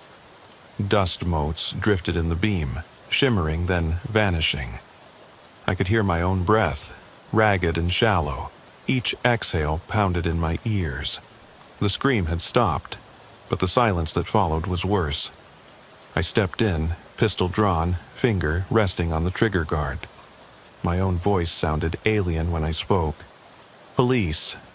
Anyone here answer?" My beam swept the foyer and found footprints in the dust, bare soles, uneven, heading toward a narrow hallway. I followed, stepping carefully around splintered floorboards, every creak a betraying announcement. The smell changed as I moved deeper, from mildewed carpet to something coppery, thick, sickly sweet, like blood left to puddle. I swallowed hard, throat dry. Halfway down the hall, a door lay open, yellowed wallpaper peeled in ribbons. Under a broken lamp, a table held an old rotary phone, handset skewed on the cradle. The coiled cord snaked off the edge to the floor, severed. I clicked off my radio, silence filling the space between me and danger. No dispatch voice telling me to wait for backup. No light-handed banter, just me, steadying my breath. I ascended the stairs one careful step at a time, each board groaning a protest. Upstairs, landing strewn with debris, torn photographs, children's toys piled in a corner like forgotten sacrifices. I could almost see the history, laughter, days of sunshine, now gone rotten. A door ahead bore deep gouges where someone had scratched at it. I slid my flashlight under the crack. Nothing but black. I pushed and entered a bedroom that reeked of damp linen and decay. The bed had been stripped. Box springs lay exposed and stained. Across the far wall, someone had scrawled in thick, bleeding strokes. Names crossed out, dates inscribed. Robin Marsh, December 4th. Carl Turner, January 29th. Linda Quinn, February 11th. Each entry looked more frantic than the last, the letters drooping as if gravity itself was pulling them down. My breath caught in my throat. I recognized that pattern. Bell's handwriting from prior files, jotted in his case notes, but here it was raw, unfiltered, alive. A low humming drifted through the open doorway behind me, like a lullaby played out of tune. My flashlight swung to the hall, beam jittering against damp walls. I swallowed and stepped back, hand slipping to the grip of my gun. The humming rose, warbling, bending notes like something metallic grinding on rust. My pulse hammered, too close to ignore. I traced the sound upstairs, each footfall resonating in my chest. The attic hatch lay ajar, steps leading up carved into warped wood.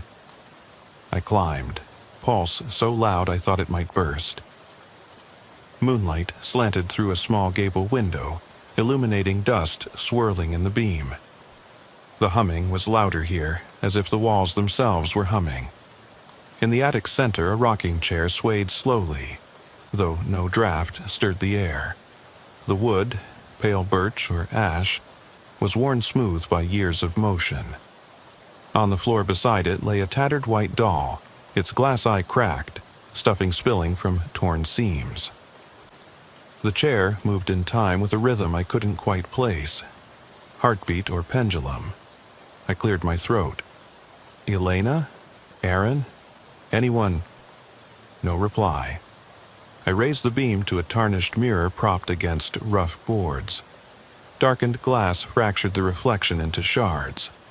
As I focused, I realized the rocking chair's backrest bore a new carving. 2 interlocking initials, EM and AB, ringed by a date fresh as yesterday's. March 15th. Tonight's date. A whisper of laughter, soft and distant, drifted from behind. My flashlight flickered. I spun toward a shadow under the rafters. A tall shape, faceless, shoulders hunched. The beam jerked across the room, catching nothing but shuttered windows and spider webs. My throat went dry. Then, in the mirror, a hand printed itself against the glass. Pale, slender, each finger tipped with dirt. The shape's reflection emerged behind me, though I saw no one in the attic. Heart thundering, I spun, but the only movement was the empty doorway, an inky rectangle beyond. A voice hissed through the walls. "You shouldn't have come back." My flashlight guttered, plunging me into gray gloom. The chair slammed forward with a crack that sounded like breaking bone. I bolted, tumbling down the attic stairs 2 at a time, splinters biting into my palms. At the landing, I skidded into a wall, light dancing off peeling paint. The humming chased me, ratcheting higher, turning into a scream of metal teeth grinding. I burst from the front door into a wall of mist. My boots sank in soggy grass. I fumbled for my radio, dead. No channel lights, no static. My cruiser's headlights were out, engine silent. The house loomed silent behind me, its windows empty sockets. My pulse thundered so loud I thought the walls would shake. I backed away slowly, flashlight beam dancing across broken siding and shattered glass. Fog soaked me cold, clinging to my uniform. I ran for the cruiser, yanking at the door, locked. I searched pockets for my keys, fumbling them out only to see footprints leading away from the car toward the shadowed woods beyond the property line. A shape detached itself from the tree line. A tall figure, limbs long and crooked, eyes glowing faint orange. Its head tilted at an impossible angle. I froze. The humming stopped, replaced by a low voice just below hearing, whispering, "Welcome home." My flashlight flickered as the shape smiled. Then it crowded the beam, melting into ink and silence. I stumbled backward, heart hammering as the figure dissolved into the mist. My flashlight flickered once, twice, then died entirely, plunging me into smothering darkness. I fumbled for my radio, still dead. My breath caught in ragged gasps. The fog pressed in, thick as wool, muffling every sound except the pounding in my ears. I forced myself to move, boots sliding on slick grass as I backed away from the house. The shape hovered at the edge of the porch light, its eyes glowing faintly, watching. I forced my legs forward and sprinted to the cruiser. The driver's door handle was icy cold. My hands trembled so badly that the keys rattled as I pushed them into the lock. Finally, it gave with a click, and I yanked the door open. Inside was pitch black, the dash lights dead. I popped the hood, nothing but dead wires and corroded connections. My pulse throbbed in my temples as I slammed the hood closed and circled around, looking back at the house. In the glow of the single porch lamp, the rocking chair in the attic window swung back and forth, as if someone were gently pushing it. A low, keening wail drifted from the open front door, echoing across the lawn. I unholstered my pistol and stepped forward, training the beam of my flashlight back on the porch. Each step crunched on broken glass and twisted nails. The wail rose to a blood-chilling scream that felt like it was coming from inside my skull. I hesitated at the threshold, boots inching over the threshold once more. My training screamed at me to retreat, to get help, but something deeper, more urgent drove me onward. Inside, the foyer had changed. The sofa that had been overturned before now sat back in place, upholstery shredded, stuffing fluffed across the floor like spilled cereal. The chandelier hung straight, crystals tinkling in a breeze I couldn't feel. The phone on the table in the hall rang, shrill and sudden, like a trapped animal. I froze, flashlight shaking. I clicked off my radio again, no dispatch, no backup, just that insistent ringing. "Hello?" I whispered, voice cracking. The ringing stopped. For a moment, perfect silence. Then a soft, rasping voice, barely above a whisper. "Officer Langley, you're late." My blood ran cold. The voice was mine. An echo of my own tone, but distorted, as if played back through a warped speaker. "Who is this?" I called, stepping back. My flashlight beam danced along the walls where new scratches had appeared. Tally marks, dozens of them, carved into the plaster. I counted 23. Then the beam hit the corner, and I nearly dropped the flashlight. There, crouched in the shadow of the staircase, sat a child's bicycle, bent and broken, the paint chipped to reveal rust. A doll lay face down on the floor, gown soaked in dark liquid. Against the wall, someone had scrawled in crimson paint, "You went back." I swallowed, throat dry, and turned to retreat. But the hall stretched impossibly long, the ceiling sagging, doors appearing where there had been none. My footsteps quickened, echoing unnaturally. The air grew frigid, each exhale trailing mist. I passed the doorway to the kitchen, where the sink now held dozens of ringing phones, their cords tangled like serpents. I heard bells clatter, though no one was dialing. They rang and rang, a cacophony of urgency. I darted through the kitchen into the hallway leading to the stairs. The door at the end creaked open by itself. No lock, no handle, just a gaping hole that led into pitch. Summoning every ounce of courage, I crept forward. My flashlight barely reached the first step. As I descended, a chorus of distant whispers brushed against my ears. Faint names: Robin, Carl, Linda, Elena. Each voice softer than the last, each crying out for help. Halfway down, I caught sight of movement below. A pale hand slid along the banister, fingers twitching. My pulse soared. "Elena?" I called, voice unsteady. No answer, only a soft scrape as the hand retreated. I slammed my boot into the next step, scrambling down. The hallway at the bottom stretched impossibly farther into darkness. Ahead, a single point of light flickered, my flashlight lying face down on the warped floorboard still on. I snatched it up, flipped it, and the beam fell upon a figure pinned to the wall. Elena's face, frozen in silent scream, eyes wide, mouth agape. My heart seized, and I bolted past her, stumbling into the living room. The front door was gone. In its place, a smudged outline, as if the wall had never contained an exit. I turned, looking for another way out, but every window showed only impenetrable black. The fog outside had crept inside, swirling across the carpet. My breath came in ragged sobs. Then the room tilted. Reality fractured. The walls bled, paint oozing down in rivulets. The chandelier exploded overhead, crystals raining like shards of ice. I covered my head, screaming as the room convulsed. When the world stilled, I found myself alone in the foyer again. The door stood closed as if nothing had happened.